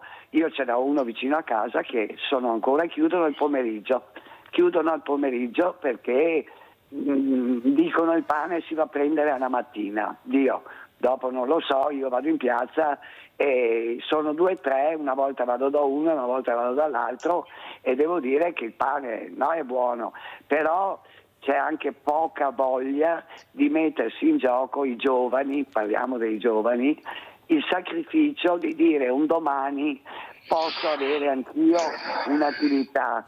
Sì, grazie Sandra, vado avanti perché sennò non ce la faccio e siamo molto lunghi anche questa mattina. A tutti. Grazie cara Sandra. Allora, sentiamo come risponde il nostro Mirko Visentini, soprattutto anche su questi bandi che questa panificatrice, però Turato ha detto che a lei non è mai arrivato niente, allora io non devo essere fortunata di appartenere a quel partito, di essere su quella strada, su quel territorio, io devo avere quello che mi aspetta di diritto e di essere supportata. Lei conosce i bandi, i contributi? Sì. Ce ne sono tanti, ce ne sono spesso, ne escono di nuovi, però è vero, io nel nostro piccolo non siamo mai riusciti ad avere niente nonostante le richieste, niente famosi fondi perduto, tutte quelle storie che c'erano per incentivare l'artigiano, noi non siamo mai riusciti a rientrare perché alla fine c'era sempre un caviglio che non era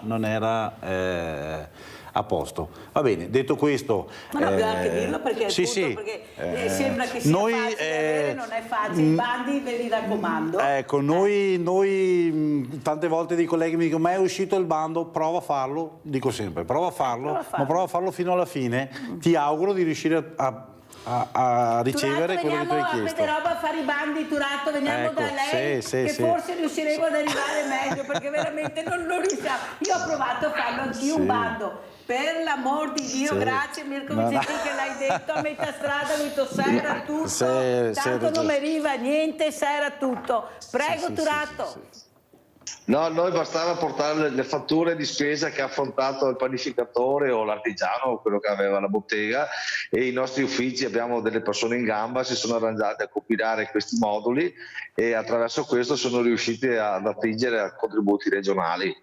Per cui la differenza in questo caso l'ha fatta più il dipendente pubblico, andando incontro a quelle che sono le difficoltà ad affrontare certe situazioni burocratiche. Sei parte del cerchio magico, te arrivi prima, no scusa Turato, no scusa Turato, Cristo Turato, me lo fai dire Turato, dai. Allora a Natale abbiamo letto i bilanci regionali dove sono arrivati, li ho letti tutti perché sono pubblici. Nadama che ci ha pagato 240.000 euro, Turato, Nadama, non dico dove perché, ma Nadama, e poi abbiamo questa mamma poveretta Monica che ha avuto il marito purtroppo malato di Alzheimer, giovanissimo, con 2 figli da crescere, che non riesce a prendere un euro regionale. Ho dovuto mandare io a Turato il contributo perché non ce la fa. Ha detto voglio andare in regione, sedermi un tavolo e capire come faccio io da sola con 2 creature che crescono. Capisci che quando ha sentito 240.000 euro Panadama si è sentata sulla poltrona e mi cazza ma cosa sta succedendo? Io non dico che sia sbagliato Visentini, per carità, però un po' di dovrebbe essere una cosa più equa per tutti quanti, questo sì. E tante volte noi che lavoriamo tante ore al giorno non veniamo avvisati o non andiamo a controllare che bando c'è, ma tante volte...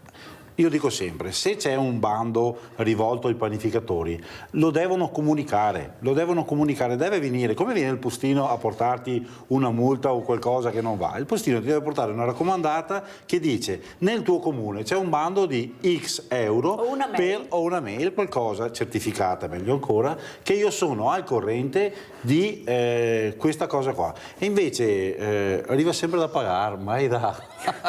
ecco, allora, Turato, cos'è che la preoccupa di più come sindaco proprio in questo momento un po' delicato di povertà, come lei, come ho detto anche prima, 6 milioni di poveri, questi comuni sono l'unico punto di riferimento, anche voi state cercando di fare il massimo perché capite che bisogna anche ascoltare, bisogna cercare di capire, di aiutare queste persone che veramente con 2 stipendi non ce la fanno. Prego, sindaco.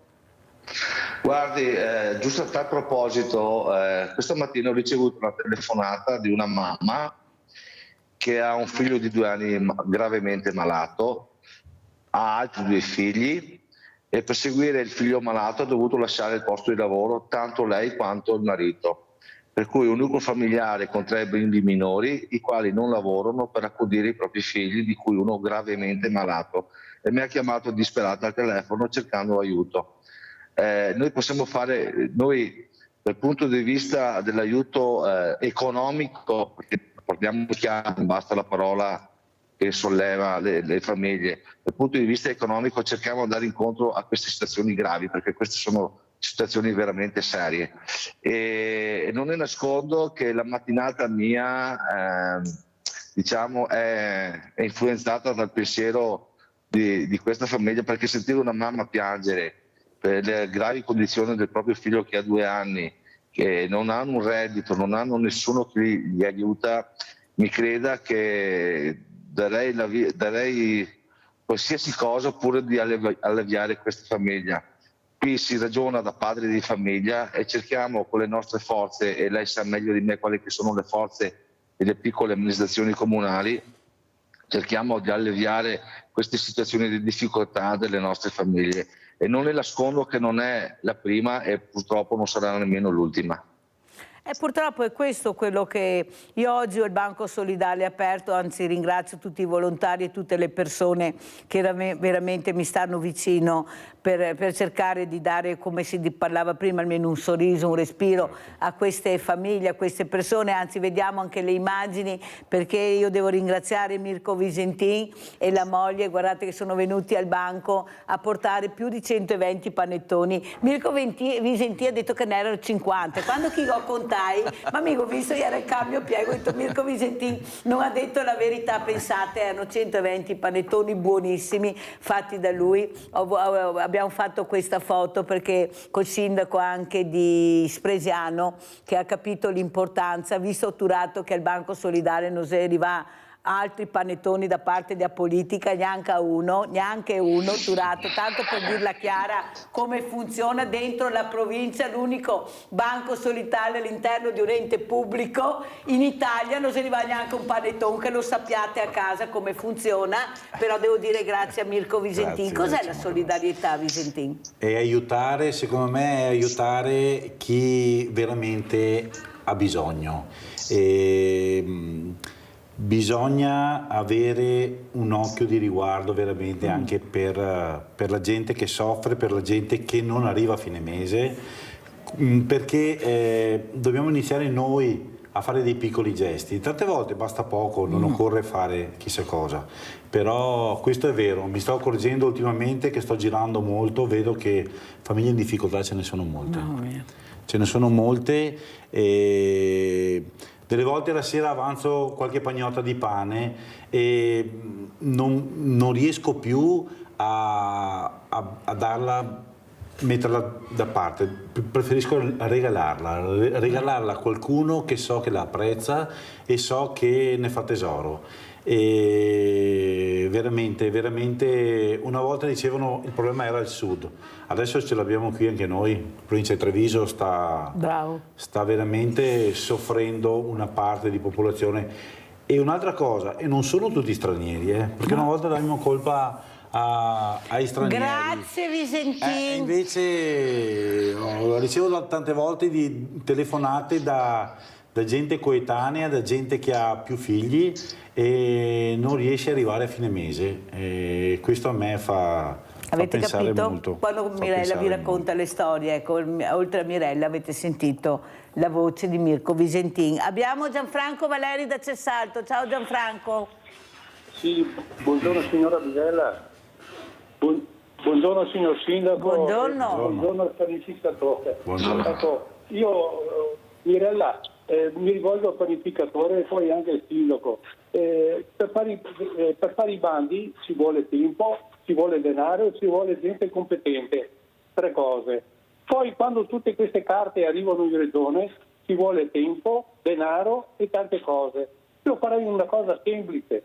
Quando c'è non bando, se c'è una cosa destinata ai panificatori, se no il panificatore che non prende niente paga anche i soldi dell'altro che paga 2 volte quello che non prende niente. Quindi secondo me se ci sono 100 lire, 100 euro, perché sono vecchio, allora parlo così, andrebbero distribuiti equamente su tutti. Poi signor Sindaco, anche i bandi, come dice lei, i comuni piccoli sono penalizzati, non hanno le strutture, signor Sindaco, non prendono niente, i comuni grossi che prendono. Buongiorno e grazie, buon lavoro. Gianfranco Valeri, grazie. Sentiamo il sindaco Turatto.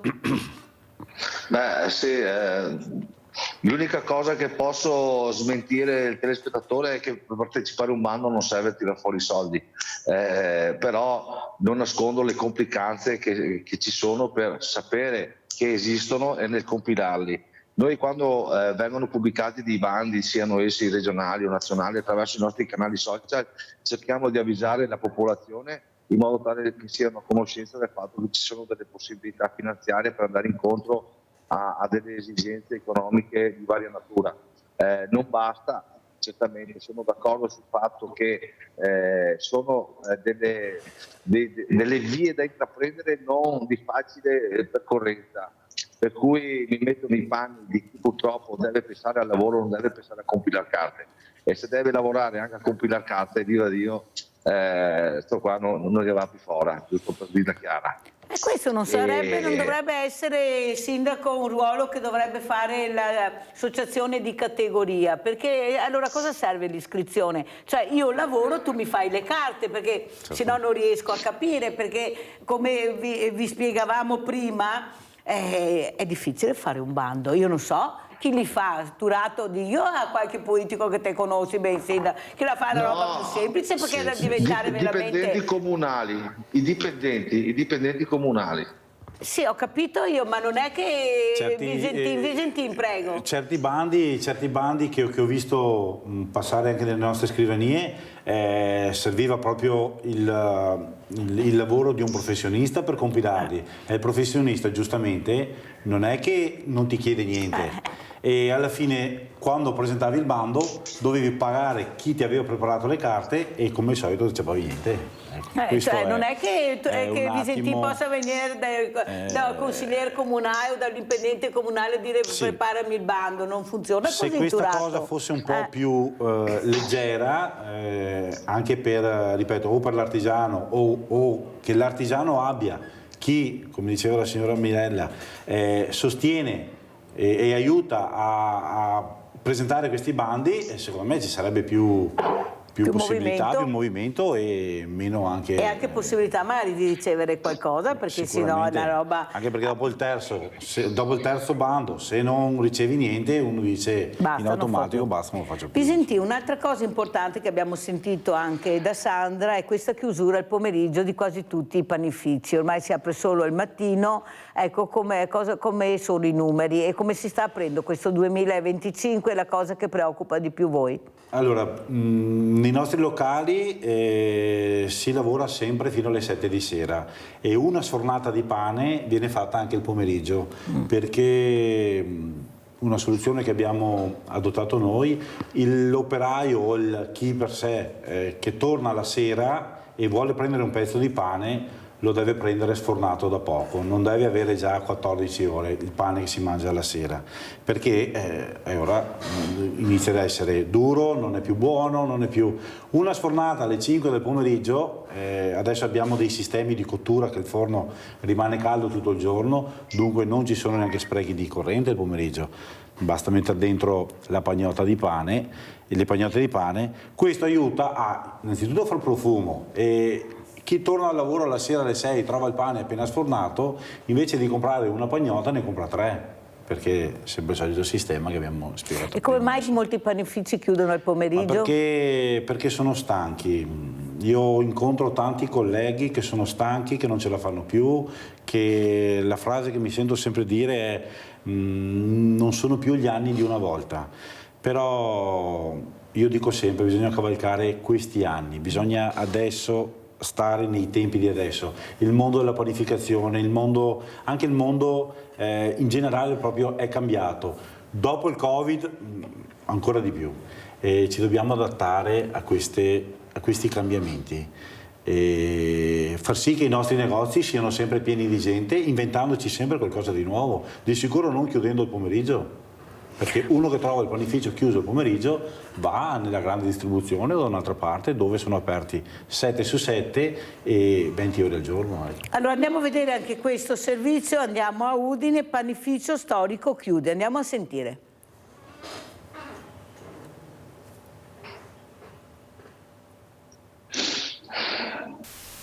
Oggi è una giornata veramente molto triste per il paese e anche per tutte le zone limitrofe. Panificio che si trova proprio alle mie spalle, che faceva anche da pasticceria dopo 99 anni di attività tramandata di generazione in generazione, era la terza generazione che portava avanti questa attività, è stata costretta a chiudere. Non era solamente un punto di riferimento per il paese locale, ma serviva anche diversi negozi nei comuni limitrofi, tra cui Pozzuolo del Friuli, per arrivare addirittura a Udine. L'intera zona del Medio Friuli rischia di rimanere attualmente senza pane fresco e deve affidarsi esclusivamente ai supermercati o comunque negozi in centro città, e questo per il paese è un grosso problema, perché si sentono ripetutamente numerose chiusure di negozi, di attività nei centri del paese, e questo è molto triste, perché una volta comunque erano luoghi dove ci si poteva trovare, ci poteva incontrare i compaesani, si potevano scambiare momenti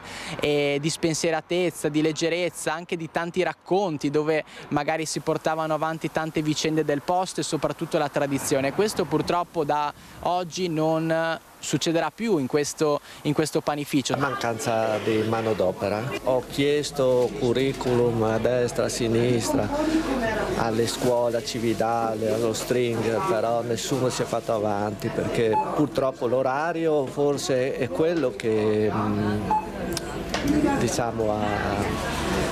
spaventa, ecco, soprattutto i giovani. L'orario mezzanotte, 1, 2 del mattino è un orario che non tutti riescono a sopportare, lo fanno per 1 o 2 anni, poi cambiano lavoro. Abbiamo sempre cercato di fare il massimo anche per il paese, per la comunità, e perciò sapevamo che era un vuoto, però lavoravamo ogni giorno dal lunedì al lunedì per cercare di fare i prodotti, per far sì che i prodotti escano sempre e siano sempre nei nostri scaffali, però non ce la facevamo più fisicamente, ci siamo sempre rinnovati, ecco, e questo era un altro rinnovo, però purtroppo non si trovano figure umane, braccia di uomini, di ragazzi che si vogliono confrontare.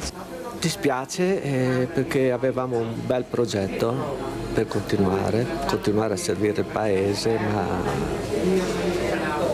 non è più possibile. Ci godremo la pensione, speriamo che questa botta ci passi velocemente. Ecco. Allora Turato, guardate che veramente sentire queste parole, ecco, anche l'amarezza con il quale ha spiegato la difficoltà, non ce la faccio più, come faccio? Prego Turato. ho mio figlio che ha 25 anni e fa il dipendente in un panificio, si alza mattina presto e va a fare il pane, e a Natale ha voluto che gli regalassi un'impastatrice, per cui sfondo una porta aperta e so in prima persona che non è facile trovare delle figure che abbiano voglia di sacrificarsi. O la senti dentro questa passione, oppure vai a lavorare in fabbrica e fai le tue 8 ore tranquillo e beato. Purtroppo è così. Io penso che, ripeto, tecnologia, sistemi di lavoro ultimamente sono molto cambiati, aiutano proprio il fornaio a non iniziare più a mezzanotte ma iniziare più tardi, dunque questo aiuta ad avere anche qualche dipendente in più e a sfornare, come dicevo prima, a sfornare pane anche durante il giorno, perché lavorare di giorno è sicuramente diverso di lavorare di notte. Iniziamo ad eliminare le ore più pesanti della notte, che sono di solito da mezzanotte l'1 fino alle 4:30, 5. Già questo sistema qua noi l'abbiamo adottato da un paio d'anni e ho visto che la generazione che ho nei miei laboratori, 20, 30 anni, 35 anni di media, rimangono. A che ora iniziate voi allora? Iniziamo alle 4, il primo turno inizia alle 4 e poi gli ultimi vanno a casa il pomeriggio, però 6-7 ore al giorno insomma. E ho dipendenti che vengono a lavorare tranquillamente alle 7 di mattina, è già diverso. È già diverso. È vero, la notte, io lo dico sempre, la notte è fatta per dormire, non c'è altro che tenga. Bisogna anche là trovare il sistema di evitare soprattutto le prime ore notturne di lavoro, perché i giovani a quell'ora là vanno a letto, non si svegliano per venire a lavorare. Però, Mirko Visentini, lo dico anche al sindaco Turato, gli ospedali fanno i turni? Cioè, ci sono tante le fabbriche, le grandi fabbriche fanno i turni, si va a lavorare anche di notte e si inizia e si esce al mattino. C'è qualcosa che non mi torna. Allora, i giovani, ma perché non li portiamo direttamente oltre alla scuola, oltre a portarli in giro per il mondo, premiarli, portarli a lavorare anche alle 4 del mattino? Ecco, insegnare direttamente cosa vuol dire. E poi, per carità, non ne prenderemo tutti, ma magari 2 riusciamo a prenderli. Fagli toccare con mano, visto che a te piace fare questo, il pane, il dolce, la pasta. Vieni a lavorare di notte, vedi come funziona un domani che aprirai un'attività. Noi abbiamo un progetto. Non la facciamo questo? Noi nei nostri panifici, nei nostri laboratori abbiamo un progetto che continuiamo a portare avanti, proprio di inserire 1 o 2 persone, anche straniere assolutamente, che fanno una formazione dentro ai miei laboratori e tante volte rimangono anche lì per anni, perché trovano il sistema, trovano piacere in questo e vengono assunti perché... Turato, non potrebbe essere una nuova formula, anche questo progetto veramente importante che sta dicendo Visentini, di iniziare anche a farli lavorare in questi orari, perché no, dico io, perché no? Sì. Assolutamente sì, ha ragione il signor Visentini. Se noi avessimo la possibilità di portare, che ne so, le scuole a visitare queste piccole realtà artigianali, darebbe la possibilità ai nostri giovani di conoscere altre prospettive di lavoro che magari possono essere viste in malo modo, ma che in realtà sono delle realtà che sono assolutamente bellissime. Mio figlio è entusiasta del lavoro che sta facendo, gli piace da morire, per cui i giovani, se sapessero cosa succede su un panificio, saprebbero che è una realtà bellissima. Allora, dove Turato, visto che lei ha una corsia un po' più facile per arrivare a questi piani alti regionali, forse se lo dice lei magari questo progetto di...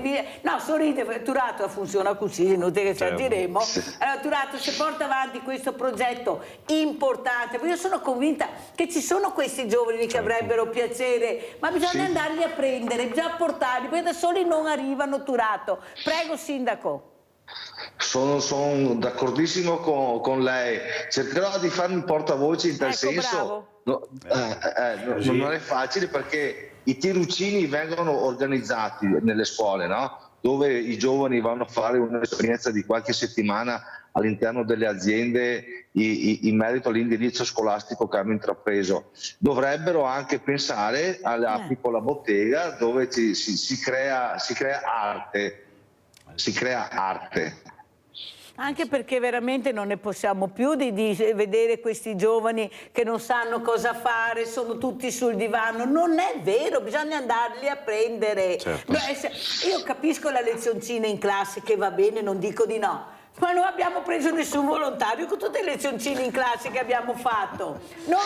Siamo tutti senza volontario, ma servono o non servono? Forse vogliono, quello che si diceva prima Vigentin, diventare protagonista. Esatto. Essere ori che dirigono l'orchestra. Esatto. Ecco, non solo ascoltare, essere loro. Andiamo a vedere anche a Zianigo, sì, un'altra chiusura di panificio. Allora, prima che avvenga questo, Turato, andiamo in regione con Turato.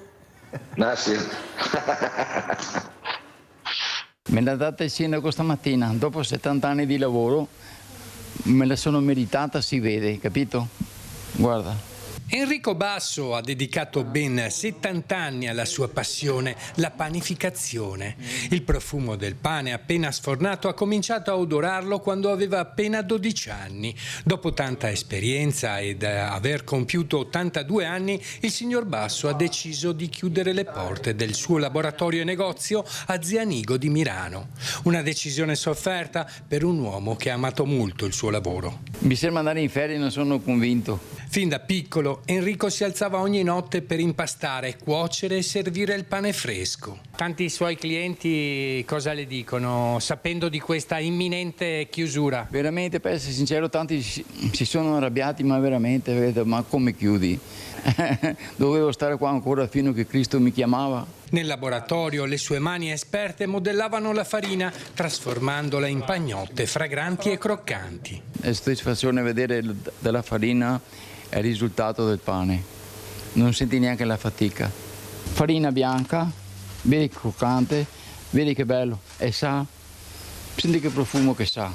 Enrico era anche un maestro nell'arte di creare dolci tradizionali, torte e biscotti e le focacce. Venivano da Chioggia, da Verona, facevano un viaggio per 3 o 4, 10 famiglie, ne prendevano 30, 50, 20, dipende. I tempi stanno cambiando, il pane non è più amato come una volta, ci dice con un velo di tristezza. Vanno ai supermercati, si prendono quello che vedono, non apprezzano il pane. Si perde anche questa tradizione. Ma naturalmente dopo i supermercati hanno rovinato tutto.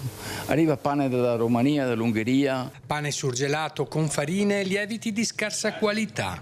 Questo qua, vedi, lo puoi mangiare anche dopo 3-4 giorni. Ci vuole tempo per far pane. Io faccio ancora lieviti di 70 ore, di 50 ore. Pane buono che dura anche giorni, ci si augura che un nuovo acquirente possa comprare l'attività che Enrico ha seguito con tanta dedizione. I figli Andrea e Stefano, diventati pasticceri grazie al padre, hanno aperto altre attività a Zianigo e Milano. È stata una decisione non facile. Comunque speriamo nel futuro trovare qualcuno che si prenda. Siamo in trattative però. Lei però non è ancora stanco di lavorare? Non sono convinto di essere stanco. L'eredità di Enrico Basso rimarrà viva nei ricordi dei clienti e nella tradizione che ha contribuito a preservare grazie anche al sostegno della moglie Daniela. Saluti a tutti quanti, anche di Antena 3. Ciao, arrivederci. Auguri a tutti. Ciao, ciao. Ecco, la rassegnazione però si sente, questa sì, mollo, però non sono contento, non mi fa felice anche se andrò a godermi la pensione. Ma perché fare pane è un'emozione, è un amore che non lo dimentichi dalla sera al mattino. È una cosa che ti nasce dentro e ogni giorno, ogni impasto nuovo che fai, ogni pagnotta che sforni ti dà un'emozione, ti dà una forza dentro che non senti neanche la stanchezza. È vero quello che ha detto il Signore, però dispiace vedere queste cose. Sarebbe bello che trovasse, come diceva, altra gente che prende in mano il suo panificio, che lui magari stia anche là un attimo a insegnargli a fare il pane come lo faceva lui, e che quelli che entrano al loro posto non devono soffrire per anni perché sono subito bombardati da da tassazioni e da quant'altro, burocrazia varia, ma che inizino con tranquillità, dopo viene tutto in automatico. Marianna da Vicenza, ciao Marianna. Buongiorno a voi.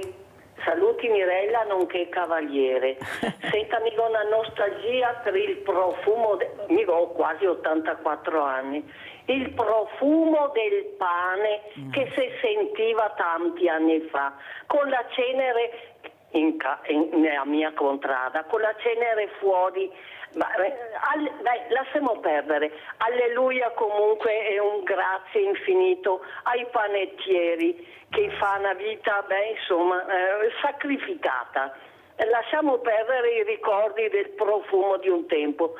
Volevo solo suggerire una cosa: con tutti quegli oziosi stranieri, a prescindere, ma parto da quei che se in giro per le città non sa niente da fare, sbandati o che sarà qualcuno che ha voglia di impegnarsi, per cui bastaria anche scegliere, selezionare i vaganti, ecco, non voglio essere offensiva, sti vaganti, e offrirgli la possibilità di intraprendere un lavoro faticoso sicuramente, ma insomma si viene qua e avranno anche voglia di lavorare sotto, un lavoro difficile per carità, ma bisogna cominciare anche a cercarli al di fuori dei poveracci mammoni italiani, secondo me. Scusate. Buona giornata. Cara Marianna, un grande abbraccio. Sai Marianna, prego Sindaco Turato, possiamo un po' allargare, vediamo se riusciamo a recuperare forza lavoro anche da queste persone che magari non sanno neanche, hanno anche un po' di creatività, perché esatto. Tutti veramente sono tutti delinquenti, no? Prego Turato. No, tutti delinquenti no, sicuramente. Certo è che magari coinvolgerli dal punto di vista lavorativo nelle nostre realtà non sarebbe male. Ci sono tante possibilità, ci sono tante realtà che magari hanno bisogno di manodopera. Capisco che non sono lavori da banchiere, però viva Dio, io dico sempre, se uno ha bisogno di lavorare è gratta anche asfalto e onge. Ma io sono convinta, vede Turato, io parlo con questi ragazzi e loro vorrebbero lavorare, vorrebbero essere impiegati. Però Mirko Visentini non può andarli a prendere, perché la burocrazia impedisce di fare questo. Noi paghiamo le cooperative, non loro, però li teniamo fermi là perché manca sempre il visto, la virgola, certificato bianco, giallo, rosso. Adesso che tutti i colori, anche dice, è vero Visentini, che tutti i colori dei certificati, finché non arriva il giallo non posso muovermi, chissà quando arriverà il giallo. No, Turato, a politica deve anche battere un colpo, perché passa sempre il cerino, passa il cerino, intanto sti artigiani, pochi anche che sono rimasti, i perdemo, non so quando che decidere di dare un colpo. Prego Turato. No, assolutamente, sfonda una porta aperta. Come dicevo prima, mi farò portavoce, nel mio piccolo sarà una goccia nel mare, ma cercherò di svegliare chi di dovere, che dia soprattutto prospettiva alle nostre realtà artigianali, altrimenti i paesi come i nostri muoiono e sono morti. Anche perché queste persone vengono pagate, non loro, che sia chiaro, perché qualcuno dice tutti, no, a loro non va niente, si danno alle cooperative. Però dobbiamo anche snellire, veramente, non se ne può più. Questi hanno bisogno di manodopera. Anche questa persona che abbiamo visto, se avesse avuto, come dice Visentini, a fianco qualcuno, anche insegnandogli a lavorare, forse avrebbe ancora tenuto, non avrebbe chiuso. Quanta fatica fate a trovare manodopera, Visentini? Allora, la manodopera la trovi, io sono del parere che la trovi se anche la sai trattare, se la sai tenere con te, se la paghi per quello che si merita. Purtroppo negli anni da parte dei fornai è stato fatto anche un po' di su e giù, e invece un fornaio che si sveglia di notte è giusto che sia retribuito per quello che gli aspetta. Uguale il trattamento stesso della persona. Non ci sono più, scusatemi il termine, gli schiavi di una volta che bastava trattarli male e lavoravano. Orario do pagnotte de pan, esatto. e Adesso magna e basta, è magna cambiato. e taggi. Iniziamo anche noi a rispettare chi abbiamo in laboratorio, chi abbiamo in azienda da noi, con maniere un po' diverse di una volta, e vedremo che dopo, secondo me, il dipendente arriva da solo. Sono d'accordo. Io vorrei andare a lavorare da Visinti, se cercassi lavoro, veramente io andrei a lavorare subito da Visinti, anche di notte. Abbiamo Renza da Treviso, vai Renza! Buongiorno. Buongiorno. Allora, io ho capito che c'è gente che cerca lavoro, ma la gente non cerca lavoro perché li manteniamo comunque. Ha ragione quella signora che bisogna prendere quelli, li paghiamo perché non facciano niente. Poi al signor Visentin dico che bisognerebbe trattarli meglio. Io ho fatto 47 anni di lavoro, laboratorio, fabbrica, turni, sabato, domenica continui. Sono stata benissimo. Adesso quelli che entrano vogliono lo stipendio, giustamente alto, perché comunque la vita costa, ma non si impegnano. Mi dispiace dirvelo, i giovani non si impegnano. I giovani pretendono un lavoro senza far fatica. Arrivano al lavoro, ti devi spiegare qualcosa perché c'è il cambio turno, quindi consegna. Ti spiego cosa devi fare. Non serve, so già fare tutto. Il secondo giorno di lavoro. Il terzo giorno di lavoro io non ce la faccio, questo faccio, perché di più non riesco. Cioè, i giovani devono imparare. Io ho fatto da 14 anni, sono andata a imparare un lavoro senza prendere 5 lire. È stata dura lavorare 1 anno e mezzo per niente, però mi è servito nella vita. Quindi ho capito che bisogna pagare i giovani, ma anche i giovani devono mettere del loro. Grazie. Grazie Renza, finché hai genitori che difendono l'indifendibile. Sono pienamente d'accordo con delle parole della signora. È vero, finché i genitori li difende, finché si rifugiano nel telefonino, qualsiasi risposta, prima controllano il telefonino cosa gli dice di dire, poi ti rispondono. Ecco, quei giovani là, come entrano, anche nelle mie aziende, escono. Perché noi non abbiamo la bacchetta magica per aiutare sta gente a cambiare. Ed è vero, ce ne sono tantissimi, soprattutto lo dico dopo il Covid ancora di più, però se ne deve occupare. Tanto, dico, una volta dicevano sempre, non trovi più, te lo dicevano in diretta, non te trovi più lavoro, bisogna che te arrangi. Adesso, anche se sono senza lavoro, io vedo che vivono lo stesso, quella parte di gente là. Come, ripeto, c'è tanta gente che se non lavora non arriva a fine mese. E bisogna fare un po' una distinzione, ecco, una distinzione nel capire chi veramente vale la pena e chi non vale la pena. Purtroppo questo ghesi in giro tante volte. Allora sentiamo come ci saluta il sindaco Turato. Sindaco, anche qua la politica deve veramente battere un colpo. Io dico sempre che se il reddito di cittadinanza, i bonus fossero stati dati ai sindaci, forse non avremmo avuto tutti quei furbetti, saranno anche furbetti, ma c'è sempre qualcuno che ha aiutato questi furbetti. La politica ha avuto anche lei i suoi furbetti, perciò nessuno, se non ha peccato, scagli la prima pietra e poi ce la prendiamo con questi poveri cristi che oggi sono in fila per la borsetta della spesa. Prego, sindaco. L'esempio che ha fatto lei sarebbe una piccola autonomia, no? Che noi conosciamo i nostri cittadini, di conseguenza potremo spendere meglio le risorse che ci vengono date. Io nei confronti dei giovani vorrei spezzare una lancia. Non è vero che tutti non hanno voglia di lavorare, ci sono ragazzi che si impegnano, che si danno da fare e dobbiamo dar fiducia a questi ragazzi e che siano da esempio nei confronti di quelli che magari intraprendono strade diverse. Ecco, diamo visibilità soprattutto ai giovani che sono un bel esempio per la nostra comunità.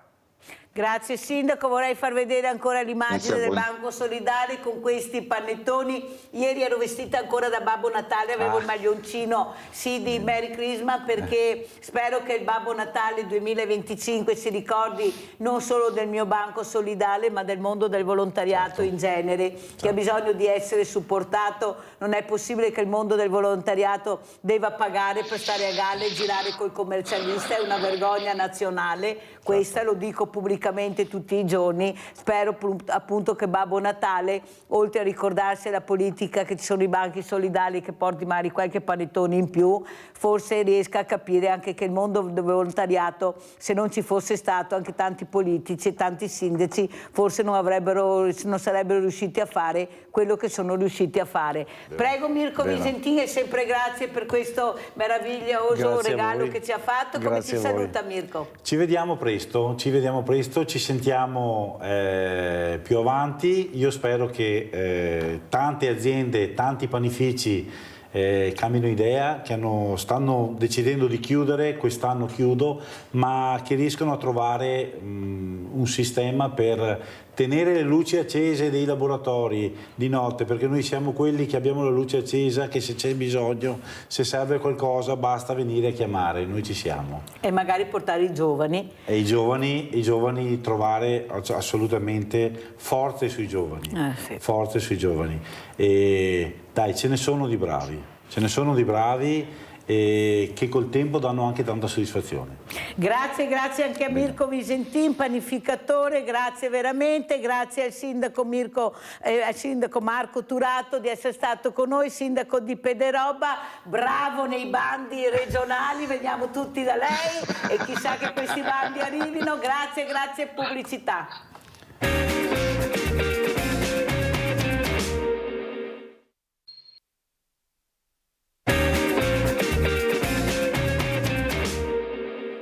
Parcheggi per disabili nel piazzale sul retro della stazione dei treni di Bassano, tolti per poter posizionare l'ascensore e mai più rimessi. Ricordate la battaglia di Rete Veneta perché venissero allestiti nuovamente? Bene, lo scorso 12 dicembre l'assessore Andrea Zonta aveva dichiarato così. Da parte nostra, il prima possibile, appena abbiamo un attimo di risorse da mettere in campo, che sarà probabilmente prima della fine dell'anno, faremo di nuovo i parcheggi disabili di fronte proprio all'ascensore stesso. La fine dell'anno è passata e dei parcheggi neanche l'ombra. È passato anche tutto gennaio e niente. Finalmente ai primi di febbraio i lavori sono stati fatti. Meglio tardi che mai. Ieri mattina abbiamo il famoso 3 parcheggi disabili vicino all'ascensore dietro la stazione. Vedete l'ascensore prima e i 3 parcheggi adesso per disabili. Bene, questa lunga battaglia che Rete Veneta ha portato avanti grazie a tantissimi voi telespettatori, a Fabio Franchetto, ad altre persone che hanno gridato a gran voce la necessità di parcheggi per persone, per le fasce più fragili della popolazione, dei bassanesi. Era un atto dovuto da parte dell'amministrazione comunale di Bassano, nello specifico da parte della sindaca Elena Pavan. Tutto è bene quel che finisce bene, scriveva Shakespeare. C'è però una cosa che proprio non va giù al nostro affezionato telespettatore che ci sta accompagnando da anni in questa nostra battaglia contro le barriere architettoniche. Noi disabili non abbiamo bisogno del contentino e che è ora di finirla, che quando mi vedono per le strade mi dicono: Franchetto, hai visto che ti abbiamo fatto i parcheggi? Franchetto, hai visto che ti abbiamo fatto la pedana? Perché sono cose che io mai userò, per tutti lo faccio, non solo per me.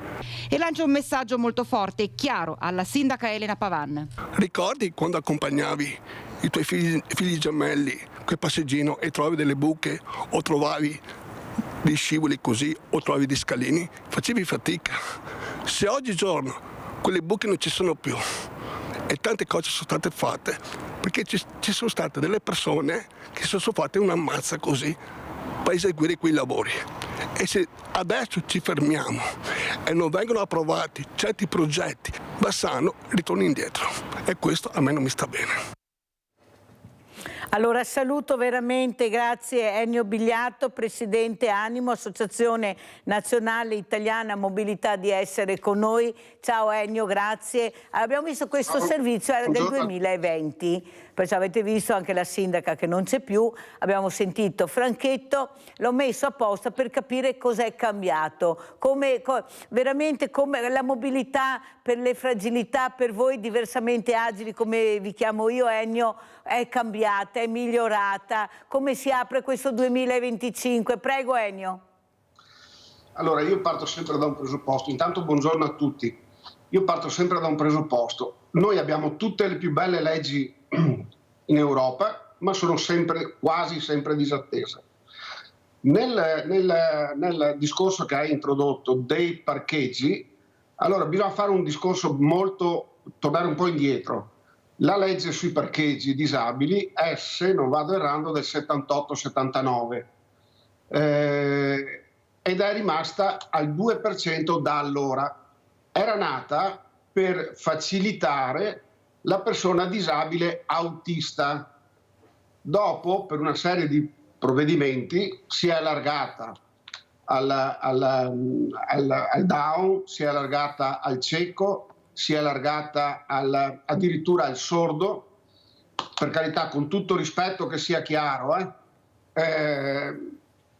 si è allargata alla terza età, insomma dal 2% che è sempre rimasto, adesso ce ne sarebbe bisogno minimo del doppio.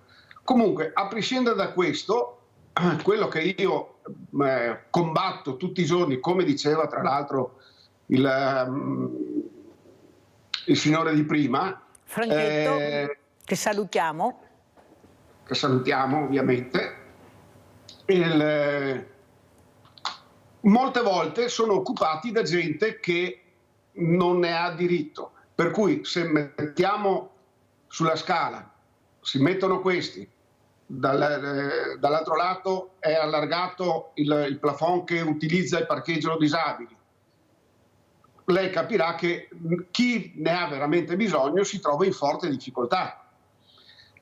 Questo è un dato oggettivo.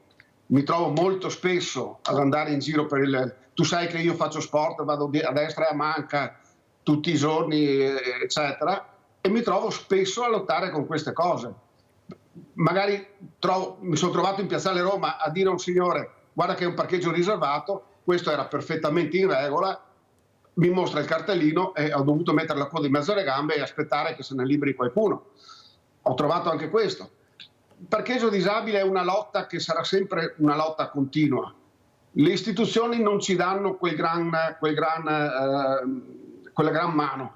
L'ultima, bisogna essere onesti fino in fondo, ci è stata data con la finanziaria di quest'anno, del 2024 per il 2025, che hanno aumentato le sanzioni per chi occupa abusivamente.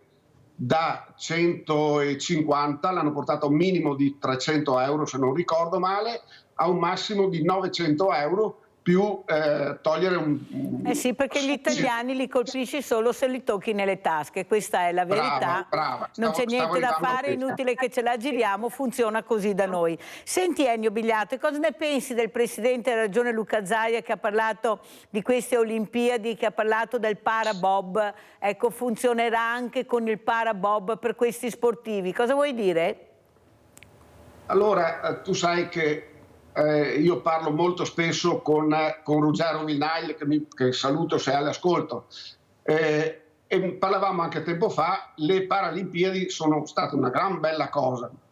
Non ho avuto mai la fortuna di parteciparvi, sono sempre arrivato a cico, come si suol dire qua nel Veneto, però non sono mai arrivato là. Ben venga tutti gli sport, però c'è di fondo un problema grossissimo: mancano le strutture ricettive. Ora, una volta dissi in un'intervista su una televisione nazionale che ben venga tutto, però se facciamo un'attività e mancano poi le strutture ricettive, questa attività diventa inutile, perché l'atleta disabile che va sul posto si trova demoralizzato perché non ha un ambiente in cui muoversi consono alla sua disabilità. C'è da dire anche un'altra cosa, che ogni disabilità è a se stessa, pur essendo una patologia conosciuta, ogni patologia ha una disabilità diversa, per cui se mettiamo sul campo stessa disabilità, necessità diverse patologie, diverse necessità, capiremo che le necessità della persona disabile non sono poche, ma facciamo almeno il minimo di queste necessità. Mi sono spiegato cosa voglio dire? Certo, ti sei spiegato benissimo, Ennio. Quello però non riesco a capire è che si fa fatica a capire, anche con le barriere architettoniche che vediamo ancora, perché ci sono, con le infrastrutture, le strutture come dici tu, specialmente ricettive, che non ci sono, a parlare di opportunità per il diversamente agile. Siamo molto indietro, siamo veramente, poi con la burocrazia non ne parliamo, andiamo a vedere anche questo servizio, ma la burocrazia, e poi lo commentiamo con Ennio Bigliato. Sono abbastanza stufo, mi sto arrendendo ed è una situazione in cui a un certo punto non confidi più nello Stato, nei servizi pubblici, perché è inutile lottare e perdere energie. A questo punto ti conviene andare avanti finché puoi, anche spendendo di tasca tua. Daniele, 39 anni, una malattia rara diagnosticata quando di anni ne aveva soltanto 18, malattia che gli sta togliendo tutto e che ha scatenato nel suo avanzare altre patologie con cui dover convivere, il piede amputato, un defibrillatore al cuore. Eppure Daniele non si è mai arreso, ha un lavoro stabile e guida, e proprio nel rinnovare la patente racconta di essersi scontrato contro una burocrazia miope e a tratti crudele. Pur avendo fatto l'iter previsto per avere una patente di guida speciale, gli è arrivata la patente normale. Il certificato è stato rilasciato correttamente, ma ha ricevuto la patente a casa, era una patente normale che impedisce a una persona di comprare una macchina con l'IVA al 4%. Sono stato costretto alla fine, per riuscire a prendere il mezzo e a trovare la possibilità di avere più indipendenza, essere un po' più autonomo e mantenere quella poca dignità che rimane alle persone disabili con gravità, ho dovuto alla fine acquistare la macchina. È stata comunque una mia scelta con l'IVA al 22%. Una volta acquistata l'auto, poi le modifiche da effettuare per poterla guidare sono tutte a carico di Daniele, perché nella sua certificazione di invalidità, riconosciuta all'80%, manca la postilla che riconosce alle disabilità gravi agevolazioni fiscali anche importanti. Ci troviamo impaltanati in questa burocrazia che di sicuro non aiuta le persone con difficoltà gravi, che lottano ogni giorno per riuscire a integrarsi dentro la società, che non ti aiuta effettivamente, perché sei praticamente abbandonato a te stesso e devi lottare anche con queste difficoltà, oltre a quelle che hai già. Bigliato, come commenti questo servizio, questo uomo che dice ma cosa sta succedendo, non ne posso più, prego. Sì, difatti c'è qualcosa che non mi torna in questo servizio, scusa mi sai, ma ha toccato proprio un campo dove che io sono, non dico afferrato per carità del Signore, però conosco abbastanza bene. La patente B speciale probabilmente c'è stato un errore di fondo, perché se ha la prescrizione degli ausili si chiama patente BS, patente B speciale. Probabilmente chi ha stampato la patente non si è accorto di questa dicitura. Questa è l'unica cosa che mi viene in mente. Se poi, giustamente, come dice, mi hanno dato la patente B speciale, non ho l'agevolazione alla guida, cioè scusa, le agevolazioni per l'acquisto della macchina, questo è altrettanto vero, perché la normativa attuale dà solo due chance. Lasciamo perdere il lato psichici, eccetera, eccetera, ma per la disabilità motoria dà solo 2 chance. O sei disabile, autista, patente B speciale e hai le agevolazioni, o sei trasportato, per cui hai bisogno di qualche modifica, ma si entra su un campo un po' diverso. Per cui, come dice il signore poc'anzi, mi trova un po' spaesato perché molto probabilmente c'è un errore da qualche parte. Io però non c'è dubbio, Ennio Bigliato. Il problema è che poi per rimediare a questo sbaglio che non hai fatto tu, le conseguenze sono enormi, perché non è che puoi farlo dalla sera alla mattina. Capisci che veramente è una cosa che veramente non si dovrebbe fare, non si dovrebbe creare. Allora, per lo sbaglio di qualcuno, sempre, comunque... Stavo arrivando a questo. Ennio, secondo te cos'è che non funziona? Perché tu hai parlato anche della famosa card che doveva arrivare, che tutti non la conoscevano, perché l'INPS non aveva scritto che c'era questa possibilità, ma tu dovevi saperlo. C'è sempre qualcosa che non va, però le fragilità come fanno a difendersi da sole? È la comunicazione di base che manca, è la comunicazione di base. Guarda che mi trovo tutti i giorni a lottare con questa cosa, ma nessuno mi ha detto niente, nessuno sa niente, però se non c'è qualcuno che rompe l'anima, voglio portare alla luce anche un altro fatto. Qualche anno fa ho avuto modo di incontrare l'ex ministro, non mi ricordo, mi sfugge il nome, che era di Verona, ministro sulle disabilità. L'ho incontrato a Jesolo e eravamo in piena pandemia e gli ho detto, ministro, posso parlare 2 secondi con lei? E questa mi dice, certo, ci mancherebbe altro. E gli ho fatto notare una cosa, era intervenuta una normativa che se non avevi la dicitura scritta nel certificato di invalidità che avevi diritto all'IVA agevolata, non potevi più avere l'IVA agevolata. Ora, c'era la burocrazia lenta di se stesso, per se stessa, scusa. C'era la pandemia che non permetteva di accelerare le cose, anzi rallentava le cose, proprio non le accelerava. Il mondo della disabilità, che non c'era comunicazione, c'era gente che si trovava, e tra cui mi trovavo anch'io personalmente perché stavo cambiando la macchina, mi trovavo senza macchina e senza le agevolazioni. Gli ho detto bisogna trovare una soluzione in questo passaggio. E allora cosa ha fatto il ministro? Giustamente, dopo 6-7 mesi, dopo aver fatto tutta la sua parte ovviamente, ha emanato una circolare che diceva che ha diritto l'IVA agevolata anche coloro che hanno il solo possesso della patente bispeciale. Però, voglio dire, se non ci sono io che porto avanti questo problema, se non c'è qualcuno che si rompe l'anima, non andiamo mai avanti perché manca la comunicazione. Questa è la base di tutto. Ma scusa un attimo, Ennio, ma scusi, io non riesco a capire. Allora, ma a cosa servono i servizi sociali? Hai toccato un altro tasto che non vorrei toccare per non toccare qualcosa, perché fino a qualche anno fa, adesso no, ma fino a qualche anno fa io vedevo certificati dove c'era la gente che chiedeva il certificato di invalidità. Di norma si chiede il certificato di invalidità e il certificato per il portatore di handicap. Se uno va ai servizi sociali, ovviamente il servizio sociale dice cosa vuoi fare? Il certificato di invalidità, va bene, faccio il certificato, faccio la crocetta sul certificato di invalidità, tralasciando il portatore di handicap.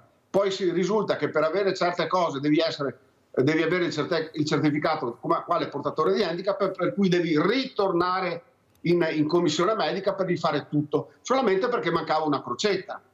Mi sono spiegato?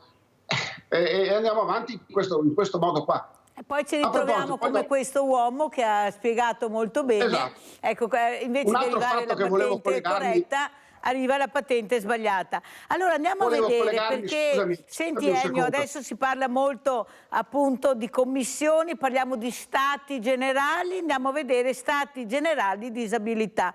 Andiamo a Treviso ed è recente. Abbattere quelle barriere non solo architettoniche che escludono i disabili dalla vita delle nostre città. Nasce a Treviso Welcome Blue, un progetto per rendere fruibili negozi e pubblici esercizi a persone con autismo. Una quarantina tra commercianti, esercenti, artigiani trevigiani hanno frequentato il corso dell'ULS 2 per la formazione del personale e l'adattamento degli spazi a persone con autismo, per far sì che semplici azioni come fare la spesa, andare dal parrucchiere, comprare un abito possano essere affrontate da tutti. Per le persone. Allora è proprio così, Ennio, sei convinto che ci sia questa questa facilità anche nel fare questi passaggi, a uscire di casa, cosa dici?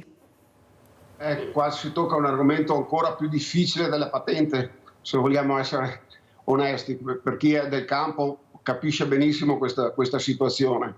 Mi ricordo le lotte che facevano l'Unione Italiana Ciechi per i percorsi.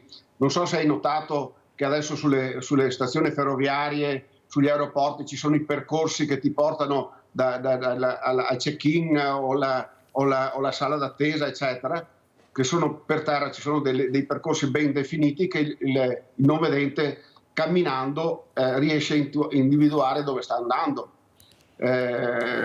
Scusate il gioco di parole.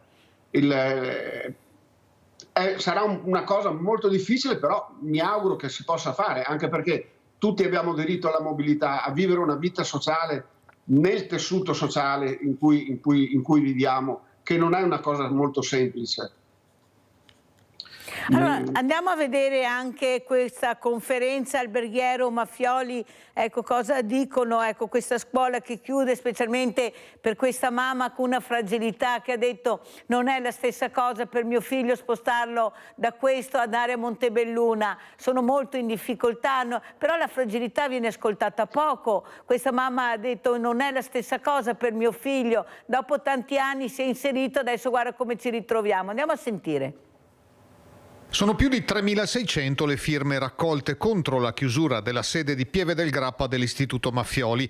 A genitori, famiglie, insegnanti, categorie economiche e una dozzina di sindaci del Bassanese si aggiungono anche i consiglieri regionali di Europa Verde, Renzo Masolo e Andrea Zanoni, che hanno presentato una mozione nei confronti della giunta di Palazzo Balbi, firmata anche dalle consigliere regionali Erika Baldin, Movimento 5 Stelle, ed Elena Ostanelli, Il Veneto che vogliamo. Con questa mozione noi chiediamo al Consiglio regionale un impegno affinché la Giunta regionale adotti le misure utili a trovare una nuova sede a Pieve del Grappa e a finanziare, se servono i fondi, il mantenimento di questo importante presidio del territorio.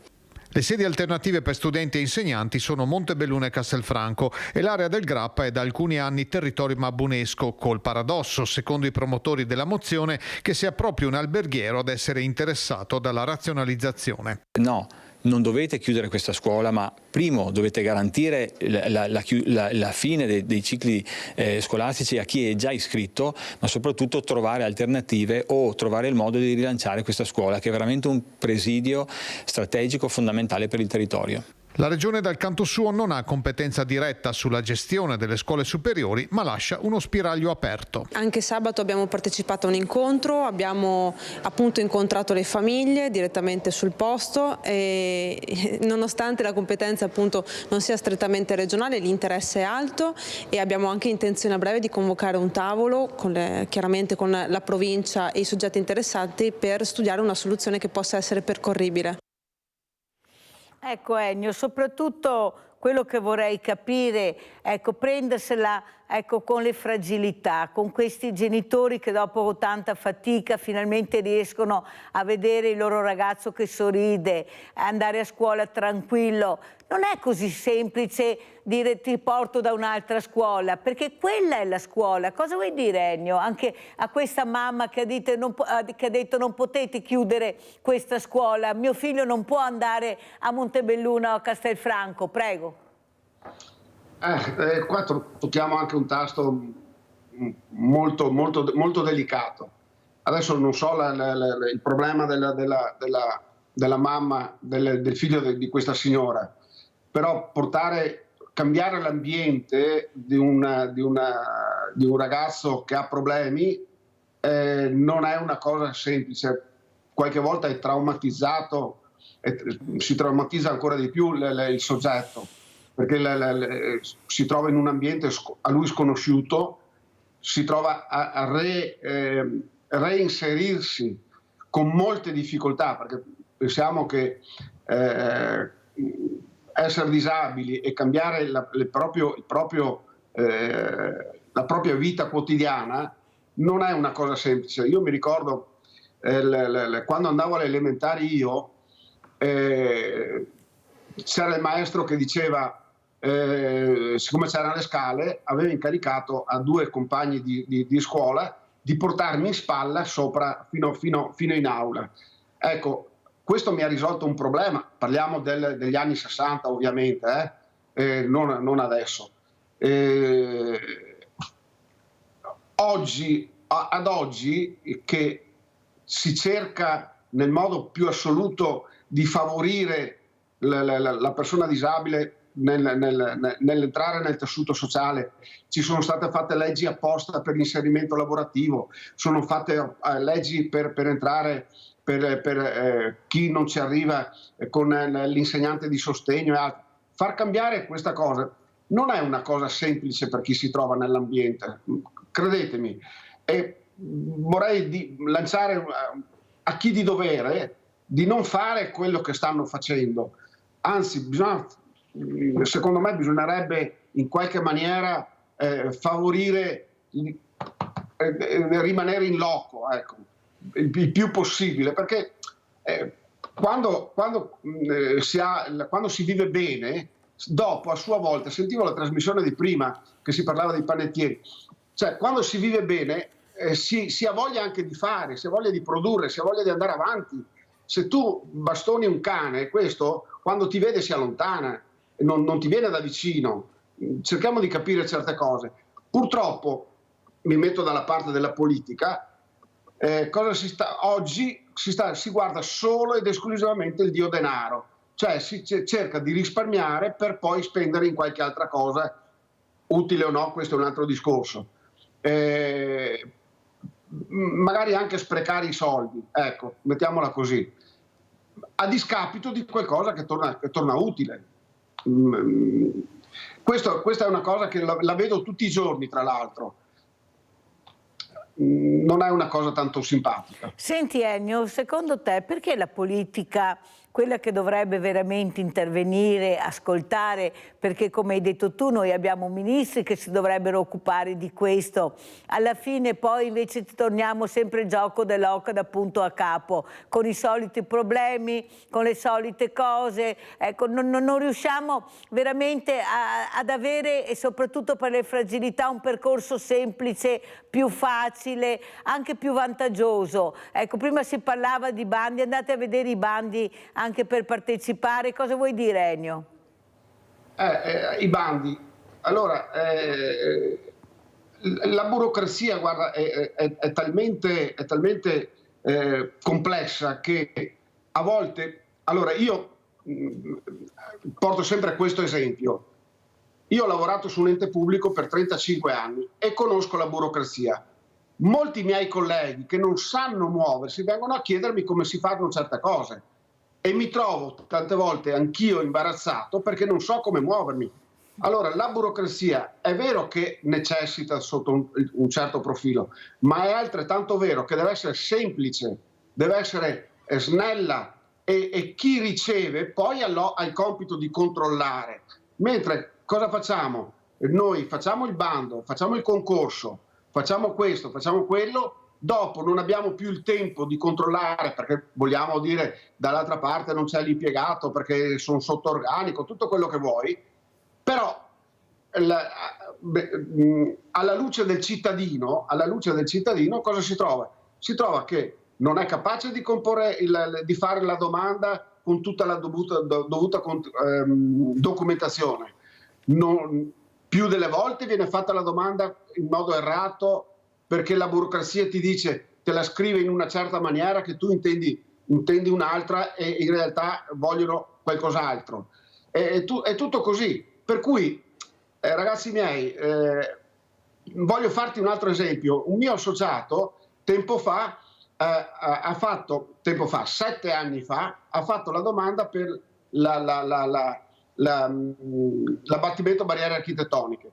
Gli risponde l'ente, non voglio fare nomi, gli risponde l'ente del competente e gli dice sì, dopo 7 anni, gli dice sì, la tua domanda è stata accolta, però mi devi dichiarare qual è la parte delle barriere architettoniche e qual è la parte della ristrutturazione. Benissimo, ma tu vuoi che dopo 7 anni io mi ricordi cosa ho fatto? Cioè, la domanda è semplice, mettilo sulla domanda nel momento che fai il bando e mi dici voglio le cose ben distinte di quello che voglio, di quello che tu hai fatto. Hai fatto il bagno accessibile, benissimo, deve essere completamente staccato, non dirmi totalmente in totale quanto hai speso e dopo 7 anni mi chiedi cosa ho fatto. Funziona così. Allora andiamo a vedere anche questo servizio che è importante, accordo Fondazione Disabilità. Andiamo sempre a Treviso.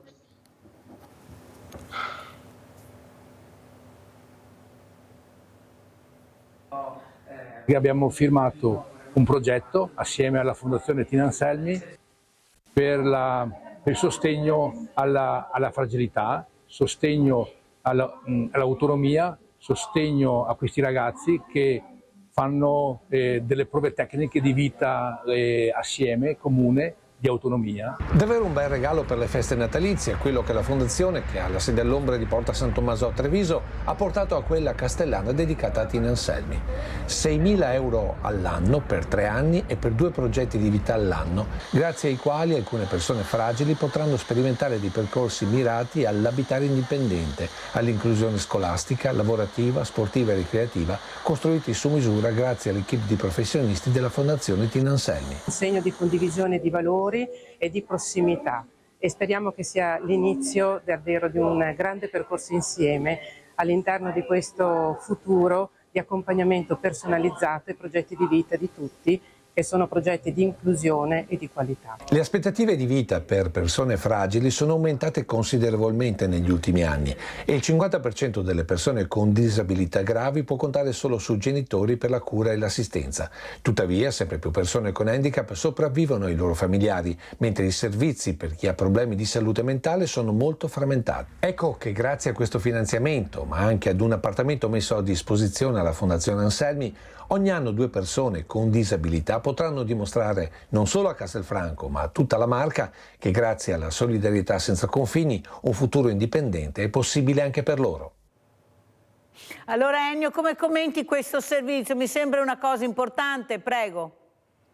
È importantissima perché l'autonomia e il vivere indipendentemente diciamo che è il top per la persona disabile. Vedere queste cose veramente mi rincuora. Il problema è che purtroppo chi ha una forte disabilità si troverà sempre ad avere bisogno di qualcuno, perché è vero vivere da soli è tutto bellissimo, per carità, però per fare certe cose purtroppo si ha sempre bisogno di altri. Senti Ennio, ieri mi ha chiamato una mamma dicendo disperata, avendo questa figlia diversamente agile, che dovrebbe essere anche accompagnata anche in diversi posti perché ha bisogno di tante cose, ha detto io purtroppo non ho la macchina e non riesco a guidare, cosa faccio? Sono completamente abbandonata. A chi dovrebbe rivolgersi questa mamma? Bella domanda. In teoria i servizi sociali, però non saprei veramente a chi dovrebbe. Noi qui a Jesolo abbiamo diverse associazioni di volontariato che fanno anche questo servizio. Bisognerebbe... Ma capisci Ennio che con tutto il mondo del volontariato che abbiamo, con associazioni anche che stanno veramente bene, hanno pulmini, hanno tutta la possibilità di andare a prendere anche questa ragazza, aiutare questa mamma, ma se non la conoscono come fanno ad arrivare? E se nessuno dà loro il nome e il cognome che dovrebbero essere i servizi sociali alla quale lei si è rivolta, ecco, gli hanno risposto anche in mala maniera e ha detto veramente io non so cosa fare. Questa mamma ieri piangeva e mi diceva Mirella aiutami, allora io devo chiamare il sindaco, perché chiamo sempre i sindaci, per vedere, ma non può girare così Ennio, non può essere che Mirella deve chiamare i sindaci perché ha ricevuto questa telefonata, non deve girare così. Cosa speri nel 2025? Guarda, il chiamare Mirella è come quando vedo che chiamano Striscia la notizia, scusami il paragone, per risolvere dei problemi che sono banali, hai capito? Perché per un sindaco mettere a disposizione un'auto magari adattata non è un granché, voglio dire, il problema è che è sempre la burocrazia che poi dicono non si può perché c'è questo, non si può perché c'è l'altro. Ma se abbiamo un'associazione di volontariato, basta fare una telefonata e loro ve la vanno a prendere. Perché questi non lo fanno? Ma perché non lo fanno, Ennio, se questa mamma si è rivolta ai servizi sociali e loro hanno l'elenco delle associazioni di volontariato che possono aiutarla? Questa è la carenza che hanno le istituzioni, la mancanza, torniamo al discorso che facevamo prima, la mancanza di comunicazione, cioè a dire guarda c'è Tizio che ti risolve il problema, non credo sia una gran fatica. Ennio, però devo salutarti perché veramente ormai il tempo è terminato. Io ringrazio Ennio Bigliatto, Presidente Animo, Associazione Nazionale Italiana Mobilità, di essere stati con noi. Veramente in bocca al lupo, Ennio. Adesso andiamo a pranzo con la proposta di Mirella. Pesce persico in salsa alla piemontese. Il pesce persico nasce nell'Europa centro-settentrionale. In Italia lo si può trovare al nord e al centro, specialmente in zone lacuali e di fiume. In Europa ha una maggiore diffusione soprattutto nella penisola balcanica e nel nord europeo. Ai giorni nostri tale pesce ha buona commerciabilità sul mercato mondiale ed inoltre è anche una specie protetta. Ingredienti per 4 persone. 800 grammi di pesce persico in filetti. 2 cucchiai di uva sultanina, una cipolla, uno spicchio di aglio, un limone, scorza grattugiata, una costa di sedano, brodo vegetale di dado, salvia, rosmarino, olio extravergine di oliva, aceto di vino bianco, sale. Fate rinvenire in acqua tiepida l'uva sultanina, sgocciolatela e asciugatela.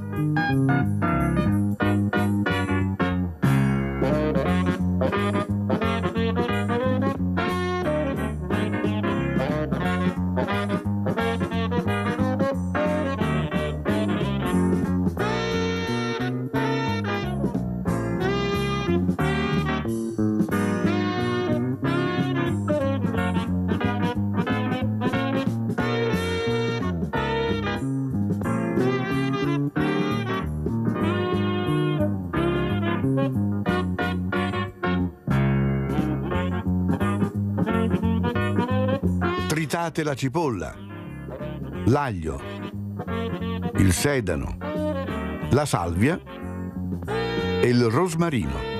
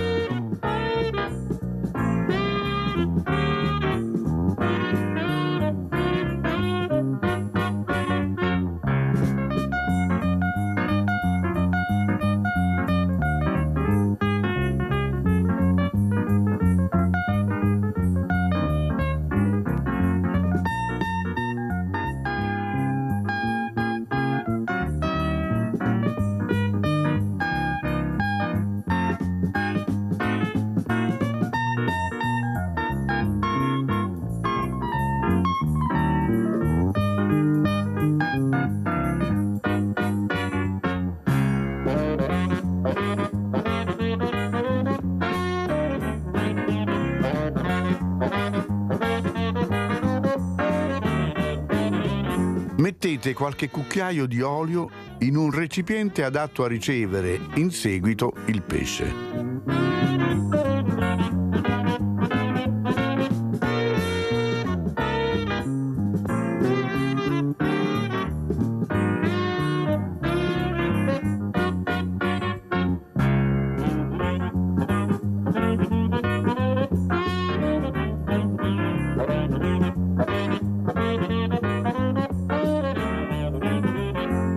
Aggiungete il trito di aromi preparato.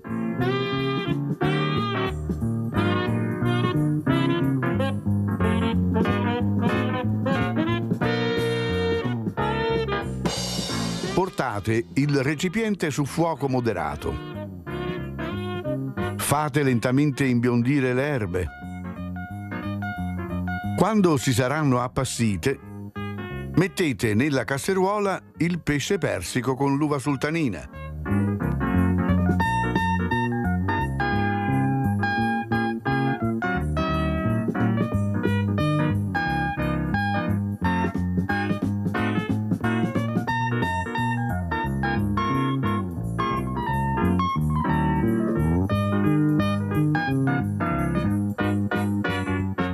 Cucchiai di aceto,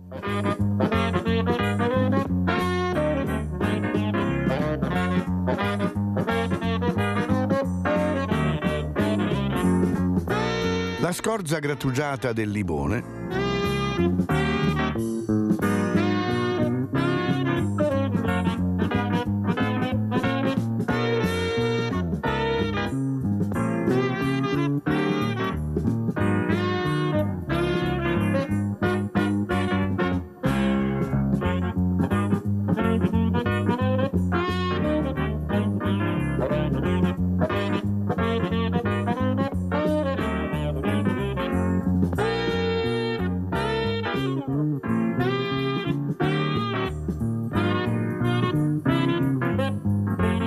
una tazza di brodo e un pizzico di sale.